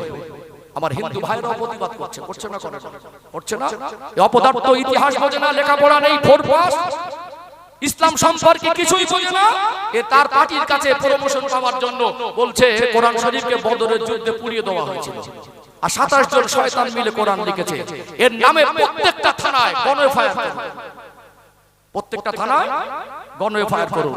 আমরা নিজে একটা সংগঠন করি, আমরাও এফআইআর করেছি। কারণ আমার ভাই যদি অন্যায় করে, সে অন্যায়, সে হিন্দু হোক আর মুসলমান হোক, বড় কথা নয়। এই দেশে যারা অশান্ত করার চেষ্টা করবে, হিন্দু মুসলমানের ভিতরে ডিভাইড বিভেদ করার চেষ্টা করবে, আমরা জাতি, ধর্ম, বর্ণ নির্বিশেষে হিন্দু, মুসলমান, জৈন, খ্রিস্টান, এ দেশ আমাদের। এ দেশের সংবিধান রক্ষা করার জন্য, শান্তি সম্প্রীতি রক্ষা করার জন্য আমরা সবাই ময়দানে এক হয়ে নামবো ইনশাআল্লাহ। কখনো এই সমস্ত বক্তব্যগুলো আজকে করা বর্তমান সময় ইমানি দায়িত্ব হয়ে পড়েছে। এই জন্য আমি বললাম, কাউকে আক্রমণ করা ইসলাম আমাদের শেখায়নি। আপনার ধর্মে যেটা আছে সেটাকে মানুন না। আপনার যদি এতই জ্ঞান থাকে ইসলাম সম্পর্কে, তো আপনি এই ভুলটা কেন বললেন? আপনি তো এটাকে আক্রমণ না করে আপনি তো বলতে পারতেন, এই আয়াতটা আমি চোখে পড়েছে, এটা আমি বুঝতে পারছি না, এর সত্যতা কি? যারা ইসলামিক স্কলার আছে তাদের কাছে তো প্রশ্ন করতে পারতেন, করতে পারতো না? প্রেস মিডিয়ায় বলতে পারতেন। আপনি মুসলিমদের সঙ্গে এখন অনলাইন টেকনোলজি ব্যবহার হয়, কোন এক বড় চ্যানেলে আপনার যেটা পছন্দ কোন এক ইসলামিক স্কলারের সঙ্গে ডিবেটে বসতে পারতেন যে আয়াতটা কার জন্য কেন হয়েছে, আপনি তো জানেন না, মূর্খ অপদার্থ বর্বর। আপনি না বুঝে একজন ধর্মের উপর আঘাত করছেন। আপনার মতো মানুষ ভারতবর্ষে থাকার যোগ্যতা রাখে না। সৃষ্টিকর্তার কাছে দোয়া করি এই সমস্ত নর্দমার কীটের মতো অমানুষ যেন ভারতবর্ষে জন্মগ্রহণ না করে। তাদেরকে আবার সাপোর্ট করছে। আমার দেশের পুলিশ মন্ত্রী, মুখ্যমন্ত্রীর দৃষ্টি আকর্ষণ করছি, আপনি শুধু কোনো একটা নির্দিষ্ট ধর্মের মানুষের মুখ্যমন্ত্রী না। কোথায় আপনার চোখ? আপনি কি করছেন? ঘুমাচ্ছেন নাকি? আপনি দেখতে পাচ্ছেন না রাজ্য অশান্ত উঠছে? আপনি দেখতে পাচ্ছেন না গোটা থানায় থানায় গনে ফায়ার হচ্ছে? এটা মুসলিম বলে, যদি কোনো হিন্দু ভাই হতো তখন মনে আপনার ঘুম ভেঙে যেত, জেগে ঘুমাচ্ছেন। মুসলমানরা বসাতেও জানে, লড়াতেও জানে। আবারও নেগেটিভ নেবেন না, আমি কোনো রাজনীতির দালাল না। আমার ধর্মের উপর যখন আঘাত আসবে, কোরআনুল কারীমের উপর যখন আঘাত আসবে, একবার নয় হাজারবার সেদিন আমি দেখব না আপনি কে। আমি আমার ঈমান আমল, আমার দেশের সম্প্রীতি বজায় রাখার জন্য, আমার দেশের মানুষকে ভালো রাখার জন্য আমি একজন দেশের সাধারণ নাগরিক হয়ে প্রতিবাদ করার অধিকার আমার আছে না নেই? আমি কারোর কোনো পক্ষে বললাম? এই কথাগুলো যদি আমরা আজ না হয় কাল না বলি, আপনাদের মতো মানুষের ঘুম ভাঙে, এটা আমাদের লজ্জা লাগছে। আপনাদের হয়তো লজ্জা নেই, তাই জন্য আপনারা নীরবে দেখছেন। আমার মনে হয় যদি পৃথিবীর কোনো বাজারে লজ্জা শরম কিনতে পাওয়া যেত, আমরা মুসলমানরা চাঁদা করে এনে যেসব নীরব প্রশাসন আর নিসব যারা দেশের চেয়ারে বসে রয়েছে, দেশ চালাচ্ছে মন্ত্রীরা, এদেরকে একটু লজ্জা কিনে এনে এদেরকে দিতাম। তোদের এমনি তো লজ্জা লাগে না? তোদের ভিতরে ইনসাফ নেই? ইনসাফ আর লজ্জা যদি কিনতে পাওয়া যেত, আমরা মুসলমানরা চাঁদা করে এদেরকে লজ্জার ইনসাফ কিনে এনে দিতাম। কালটা কষ্ট পাচ্ছেন নাকি? অসুবিধা হচ্ছে নাকি? সম্মানিত ভাইরা, আমি আঘাত দেওয়ায় বিশ্বাসী না, বিশ্বাস করুন। এটা আমার ধর্ম বলেই কথা বলছি না, যেটা আমার অন্য কোনো ধর্মের ভাইয়ের উপরে এইভাবে আমার একটা ভাই যদি অন্যায় করে বলতো, আমি রবিউল ইসলাম, আমাকে যদি কোনো হিন্দু ভাই, কোনো আমার কোন দেশের নাগরিক যদি এই কথাটা আমি আজকে বলছি, সেদিন মিলিয়ে নেবেন। আপনার সামনে যদি আমার ধর্মীয় কোনো মানুষ আপনার ধর্মকে নিয়ে কথা বলে, একইভাবে সেই দিন আমি প্রতিবাদ করে যাব। এটা আমার ইসলাম শিখিয়েছে। অন্যায়কে অন্যায় বলি, সে আমার ভাই হোক, আমার কোন ধর্মের মানুষ যদি আপনার ধর্মকে গালি দেয়, যে প্রতিবাদ আজকে আমি করছি, আপনার কোন ধর্মীয় কিতাবকে নিয়ে যদি সেদিন সে অপব্যাখ্যা দেয়, সেদিন সে আপনার ধর্মীয় কিতাবের কোন লাইনকে নিয়ে যদি বিভেদ বাঁধাতে চায়, সে আমার ধর্মের কিনা দেখবো না, সে আমার বাপ হোক আর ভাই হোক, সেদিন একইভাবে প্রতিবাদ করব। আমি দেশের নাগরিক হিসেবে এটা আমার নৈতিক দায়িত্ব। আল্লাহ আমার দেশকে, আল্লাহ আমার কওমকে, আল্লাহ এই দেশের হিন্দু মুসলমানের ঐক্যকে আল্লাহ অটুট করে আমাদের কাঁধে কাঁধ মিলিয়ে চলার তৌফিক দান করেন। বলেন আল্লাহুম্মা আমিন। সম্মানিত ভাইরা, দুটো কথা বলার দরকার ছিল, তাই বললাম। একটু আমি অন্য অন্য লাইনে চলে এসেছি। আমার আলোচনার মূল ধারা আমি ফিরে আসবো। আল্লাহ আমার স্মৃতি ঠিক রেখেছে, বারবার আমি বলি একটু তাকবীর দান তো, নারে তাকবীর, মাশাআল্লাহ, আরেকটু প্রাণ ভরে নারে তাকবীর।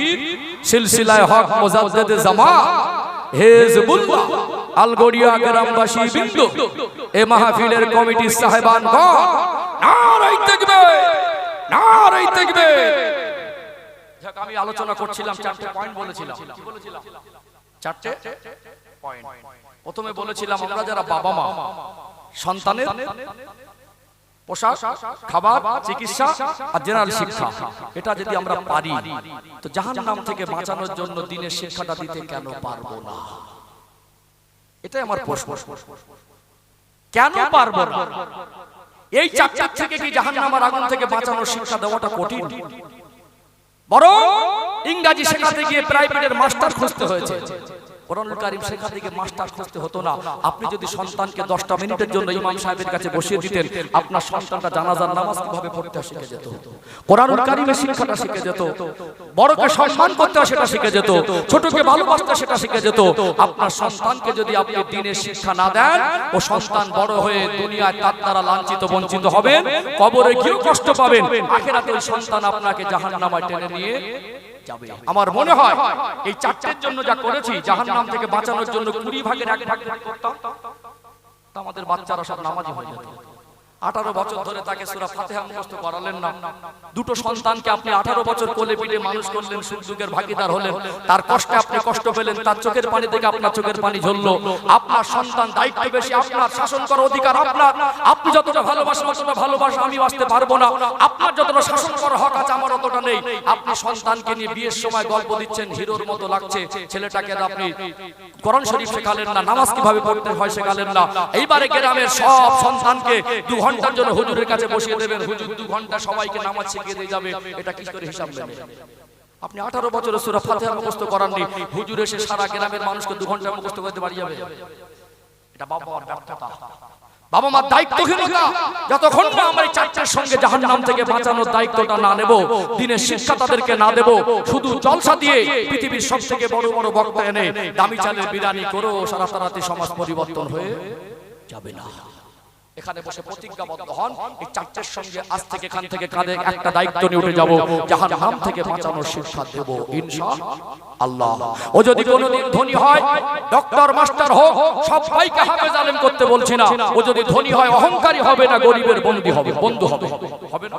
তার ভিতরে দ্বীন থাকে, ইসলাম থাকে, নবীর আদর্শ থাকে, আখিরাতের ভয় থাকে, ইসলামের শিক্ষা থাকে। ও অর্থশালী হয়ে গেলে অহংকারী হবে না, গরিবের বন্ধু হবে। ও যদি কোনোদিন নেতা হয় তো জালেম হবে না, মানুষের উপরে জুলুম করবে না, সমাজের সেবক হবে। ও যদি কোনোদিন বিচারক হয় তো ঘুষখোর হবে না, ন্যায় বিচারক হবে। সন্তানকে দিনদার হিসাবে প্রতিষ্ঠিত করার দায়িত্ব এটা বাবা আর মার উপর আল্লাহ অর্পণ করেছেন। কথা কি বুঝতে পারছেন? ও ভাইজানেরা, সোনার মানিক যুবকেরা, আব্বারা মায়েরা, কোরআনুল কারীমের 3 নাম্বার পারার 8 নাম্বার পৃষ্ঠার মিডল পয়েন্টের নিচে পাবেন সূরাতুল বাকারা। এটা কোরআনুল কারীমের সবথেকে বড় সূরা, ছোট বড় আয়াত মিলিয়ে সূরাতুল বাকারার মধ্যে 286টি আয়াত আছে।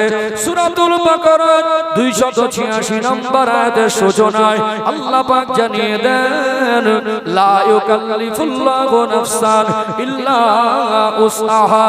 ওরে আমার বান্দা বান্দে, আমি আল্লাহ তোমাদের সাধ্যতীত কিছু চাপিয়ে দেই না।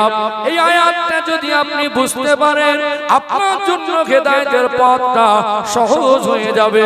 আমার আল্লাহ বড় দয়াময়, আল্লাহ পাক বড় মেহেরবান। আমার আল্লাহ বান্দা বান্দিকে এত বেশি ভালোবাসেন, বাবা মা সন্তানকে যতটা ভালোবাসেন, আমার আল্লাহ তার বান্দা বান্দি দিগকে তার থেকে লক্ষ লক্ষ গুণ বেশি ভালোবাসে। জোরে বলুন সুবহানাল্লাহ। আল্লাহ পাক বলেন, লা ইউকাল্লিফুল্লাহু নাফসান ইল্লা উসআহা। বান্দা বান্দি যেটা পারবে না, বান্দার দ্বারা যেটা হবে না, ওর ক্ষমতায় যেটা কোলাবে না, আমি আল্লাহ এরকম আদেশ নিষেধ ইসলামের মধ্যে দেই নাই।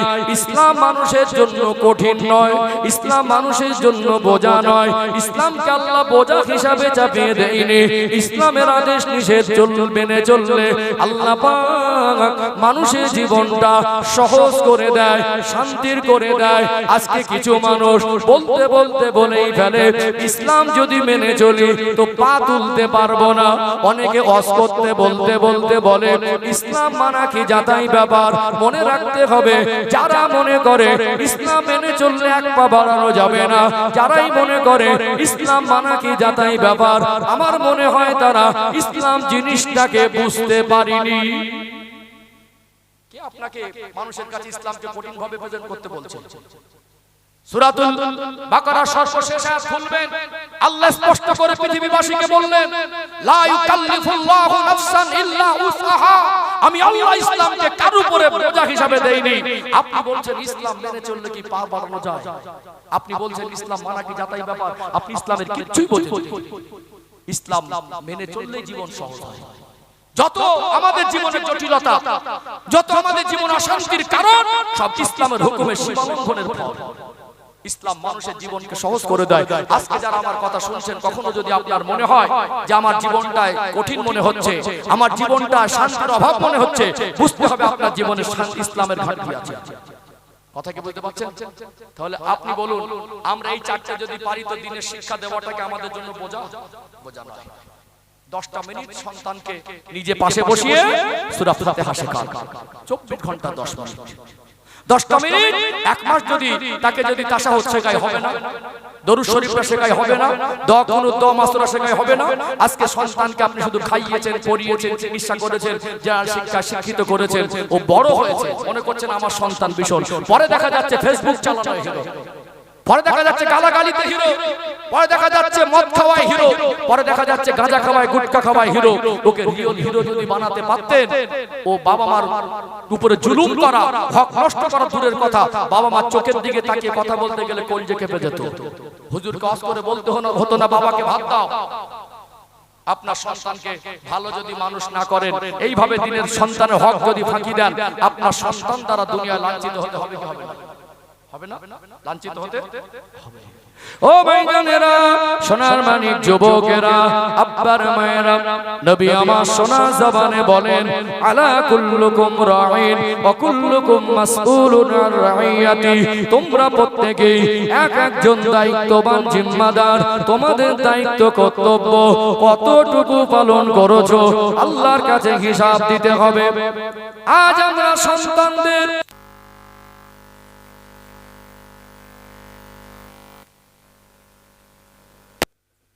ওইটার গুরুত্ব দিলাম না, যার পরে আমাদের সন্তানরা মসজিদ না চিনে গাঁজার আসর চিনেছে, মজলিস না চিনে মেলার ময়দান চিনেছে, যার ফলে আমাদের সন্তানরা আদর্শবান না হয়ে আজকে নোংরা চরিত্র বেছে নিয়েছে। আজকে বাবা আর মার কত বেশি দায়িত্ব। আপনি সন্তানকে আদরে লালন পালন করেন। একজন মা হলো একটা সন্তানের জীবনের অনেক গুরুত্বপূর্ণ শিক্ষক। মা যদি দিনের শেষে সংসারের কাজ সামলে যে বাচ্চাটা হৃদয়টা আয়নার মতো পরিষ্কার, ওই বাচ্চাটাকে কোলের কাছে নিয়ে যদি মা জানাজা নামাজের নিয়তটা শিখিয়ে দিত, হতো কি হতো না? আজকে বর্তমান সময়ে আমাদের মায়েরা যেমন দায়িত্বহীন, বাবারাও তেমন দায়িত্বহীন। আজকে আমাদের ঘরগুলোতে এখন কোরআন শরীফ আর খতম হয় না, এখন নাটক আর সিরিয়াল খতম হয়। কি খতম হয়? আমাদের মায়েরা মোবাইলে ব্যস্ত। বেহায়াপনা, উলঙ্গপনা, ভিন্ন ধর্মাবলম্বীদের কালচার, সেগুলো আমাদের ঘরে চারার মতো গজিয়ে উঠছে। সুন্নাতগুলো, ইসলামের আদর্শগুলো সব আস্তে আস্তে ছেড়ে ছেড়ে দিচ্ছি। এখন দুটো পয়সা হয়েছে বলছে হ্যাপি অ্যানিভার্সারি, বিবাহ বার্ষিকী পালন করছে। এখন পয়সা হয়েছে, এখন জন্মদিন পালন হচ্ছে। কোথায় পেলে? এখন দুটো পয়সা হয়েছে, এখন ঘরে ঘরে সব মোবাইল। বুঝতে পারছেন না? অশ্লীল একটা নাটক দেখছে, বাচ্চাটা কাঁদছে, বাচ্চাটাকে কোলের কাছে টেনে নিয়ে মা শুইয়ে দিয়ে ওকে দেখাচ্ছে। এখন বলছে মোবাইল না দিলে বাচ্চা খায় না। আমাদের সময় মোবাইল ছিল না, না খেয়ে মানুষ হয়েছে নাকি? কথা বলতে পারছেন না? মানে আমি দেখছি তুই ডিস্টার্ব করছিস, তো তুই আমার কোলের কাছে আয়, তুইও দেখ, আমিও যে পথে যাব তুই সে পথে যাবি। ঠিক বললাম না ভুল বললাম? ওই মা চাইলে ওকে জানাজার নামাজের নিয়তটা শেখাতে পারতো। ওই মা চাইলে ওকে তাশাহুদটা শেখাতে পারতো, দরুদ শরীফটা শেখাতে পারতো, দুটো হাদিস মুখস্থ করাতে পারতো। আব্বা মোবাইল দেখছে, ছেলেটা এসে বিরক্তি করছে, কোলের কাছে টেনে আমি দেখছি তুইও দেখ। এখন আবার 31st নাইট, দুদিন যাক দেখবেন আমাদের ঘরের ছেলেরা, বলুন বাবা যদি বাবার মতো হয়, মা যদি মায়ের মতো হয়, ওই পরিবারের সন্তানকে যদি মানুষ করার মতো মানুষ করে, ওকে টাকা দিয়ে কেউ 31st নাইটে নাচ গান করে ডিজে বক্স ভাড়া করে 1 জানুয়ারিতে পিকনিক করতে ঘরের সন্তান বেরোতে পারে?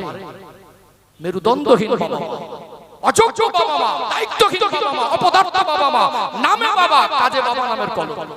খাইয়েছে শুধু, পড়িয়েছে, তাকে আদর্শ শিক্ষাটুকু দেয়নি। এই জন্য সম্মানিত ভাইরা, বাবা মাকে দায়িত্ব নিতে হবে। আপনি ছোট থেকে তাকে হাত ধরে মসজিদে নিয়ে আসা অভ্যস্ত করেননি, এক সপ্তাহে একবার ওযু করেননি, এক সপ্তাহে একবার দরুদ শরীফ পড়েননি, আপনার ছেলে মনে হয় আল্লাহর ওলি হয়ে যাবে। শিখবে কার কাছ থেকে? ও তো মেশে ওই গাঁজাখোরদের সঙ্গে, ও তো মেশে ওই মালাঘরা ছেলেদের সঙ্গে। ওকে তো নামাজীদের সঙ্গে বানাবে, ওকে তো মসজিদ চেনাবে।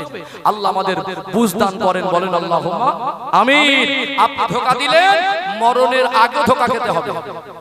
ছেলেটা যদি মদখোর হয়, ওই ছেলেটাকে মানুষ শুধু মদখোর বলে চিনবে না, আপনাকে চিনবে মদখোরের বাবা বলে। ছেলেটা যদি চোর হয়, আপনাকে দুনিয়ার মানুষ চোরের বাবা বলে চিনবে। ছেলেটা যদি দরজা ঠেলা পাটি হয়, আপনার ছেলের ওই কুকর্মের কারণে আপনারও মান সম্মান ছোট হবে কি হবে না? দুনিয়ায় তাকে উপযুক্ত শিক্ষা না দেওয়ার কারণে সে যদি হারাম পথে চলে যায়, সে যদি রাব আচরণে লিপ্ত হয়, সে যদি সুন্নাতের শিক্ষা থেকে বঞ্চিত হয়, জাহান্নাম থেকে বাঁচার শিক্ষা থেকে বঞ্চিত হয়, ওই ছেলের অপমানটা শুধু সন্তানের অপমান নয়, বরং তার বাবা মার অপমান, তার পরিবারের অপমান। আপনি মারা যাবার পরে ওই সন্তানটা, বাবা মারা গেল, মা মারা গেল, সন্তানের হৃদয়ে কষ্ট হবে, এটাই তো স্বাভাবিক। আপনি তাকে দ্বীনের শিক্ষা থেকে বঞ্চিত করেছেন। জানাজার ময়দানে কাফন পরে আপনার সন্তান আগে আপনাকে ধোঁকা দেবে। কি দেবে? দুনিয়া তাকে শিক্ষা থেকে ধোঁকা দিয়েছেন, এইবারে খাটিয়া শুয়ে আছেন।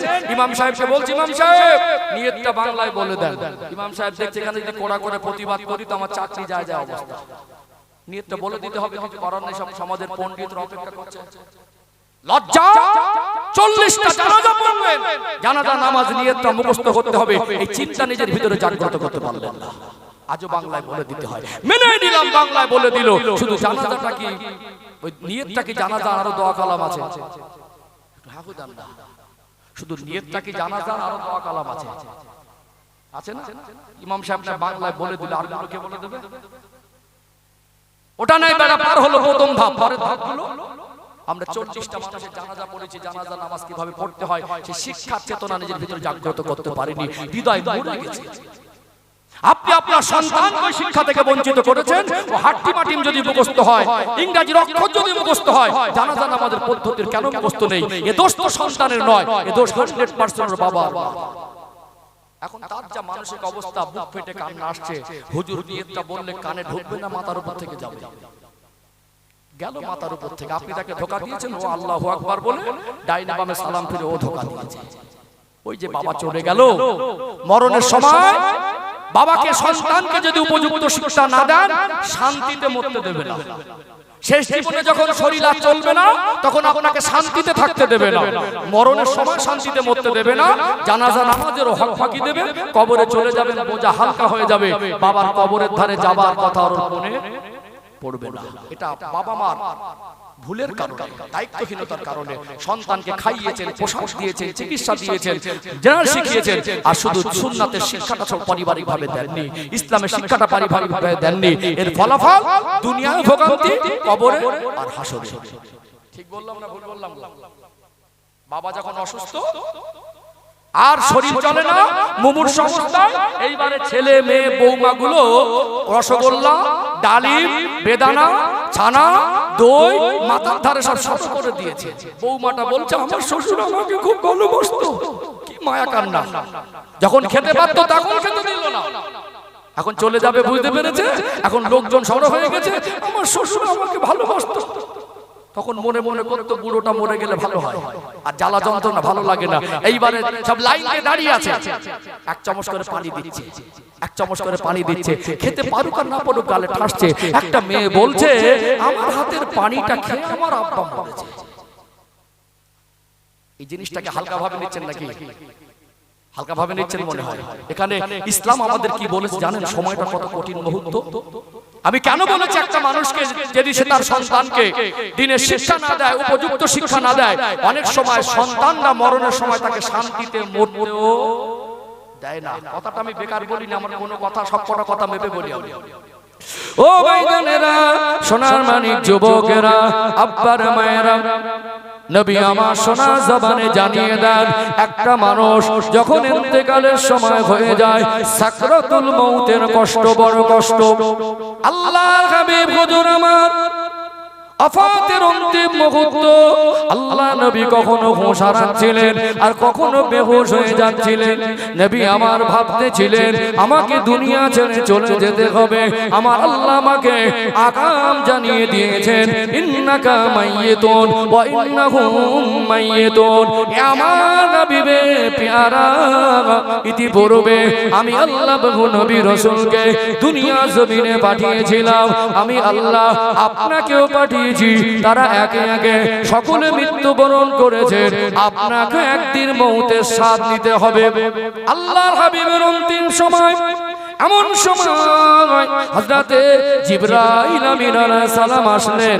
আসসালামু আলাইকা ইয়া রাসূলুল্লাহ, আসসালামু আলাইকা ইয়া হাবিবাল্লাহ। হুজুর বেয়াদবি করব না, আল্লাহ আমাকে আগাম সাবধান করে দিয়েছেন, আপনি যদি অনুমতি দেন, আপনি যদি ইজাজত দেন তো আপনার গৃহে প্রবেশ করব, অনুমতি যদি না দেন তো এমনি ফিরে যাব। আল্লাহ হাবিব বলেন, ও হযরত জিবরাইল, আল্লাহ পাক সিদ্ধান্ত করেছেন, আমি নবী আমার আল্লাহর সিদ্ধান্তকে তো ফিরিয়ে দিতে পারি না। আমার নবীর ইন্তেকালের অন্তিম মুহূর্তের সময় জিবরাইল আমিন আলাইহিস সালাম শুধুমাত্র আমার রাসূলুল্লাহর সিনা মোবারকে হাত রেখেছিলেন। আল্লাহ হাবিব বলে উঠলেন, ও হযরত আজরাইল, ভাই আজরাইল, আপনি আমাকে একই করছেন ভাই? আমার মনে হয় আপনি উহুদ পাহাড়টাকে আমার বুকের উপরে চাপিয়ে দিয়েছেন। আল্লাহর হাবিবের ইন্তেকালের মুহূর্তে তার জবানে কয়েকটা বাক্য ছিল, ইন্না মিন সাকরাতিল মাউত, নিশ্চয়ই মউতের কষ্ট বড় কষ্ট, নিশ্চয়ই মউতের কষ্ট বড় কষ্ট। আল্লাহর প্রিয় হাবিব জানাকে না বানালে আল্লাহ দয়াময় কুল কায়নাত বানাতেন না। আমার আল্লাহ জানাকে সৃষ্টি জগতের মধ্যে সবথেকে বেশি ভালোবাসেন। জিবরাইল আমিন বলেন, ইয়া রাসূলুল্লাহ, হাবিবাল্লাহ, হুজুর আমি জীবনে যতটা জান কবজ করেছি আপনার মতো এত আদবে, এত সম্মানে, এত সহজ ভাবে আল্লাহর কোন মাখলুকের জান কবজ করি না। আল্লাহর হাবিব বারবার সিনায় হাত ঘষছিলেন, কপালটা ঘেমে গেল, ফোঁটা ফোঁটা মুক্তার দানার মতো আল্লাহর হাবিবের কপালে ঘামের ফোঁটাগুলো জ্বলছিল। নবী আমার বারবার বলছিলেন, ইন্না মিন সাকরাতিল মাউত, নিশ্চয়ই মউতের কষ্ট বড় কষ্ট। আল্লাহর হাবিব তিনি যদি বারবার সিনায় হাত ঘষেন, আল্লাহর হাবিব ঘেমে গেলেন। আল্লাহ হাবিব বলেন, আপনি আমার জান কবজ করছেন, আর আমার মনে হয় মাথার উপর, আমার বুকের উপরে উহুদ পাহাড়টা চাপিয়ে দিয়েছেন। তাহলে আমরা সাধারণ মানুষ, মউতের কষ্ট হবে কি হবে না?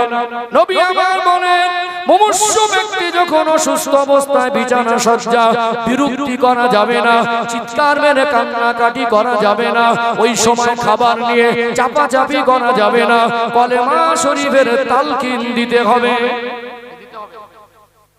তালকিনের অর্থ প্রেসার ক্রিয়েট করে না, তাকে শোনাতে হবে। মানুষটা যদি 2-3 মিনিট হায়াত থাকে আমরা তো বুঝতে পারবো, হয়তো কথা বলার শক্তি নেই, তাকে কলেমা শরীফ শোনাতে হবে। খেতে যদি না পারে কিঞ্চিত দেন, সবাই মিলে যদি গালে পানি ঠাসে, খাবার ঠাসে। ভাইজান আসছেন, সম্মানে দাঁড়িয়ে যান তো।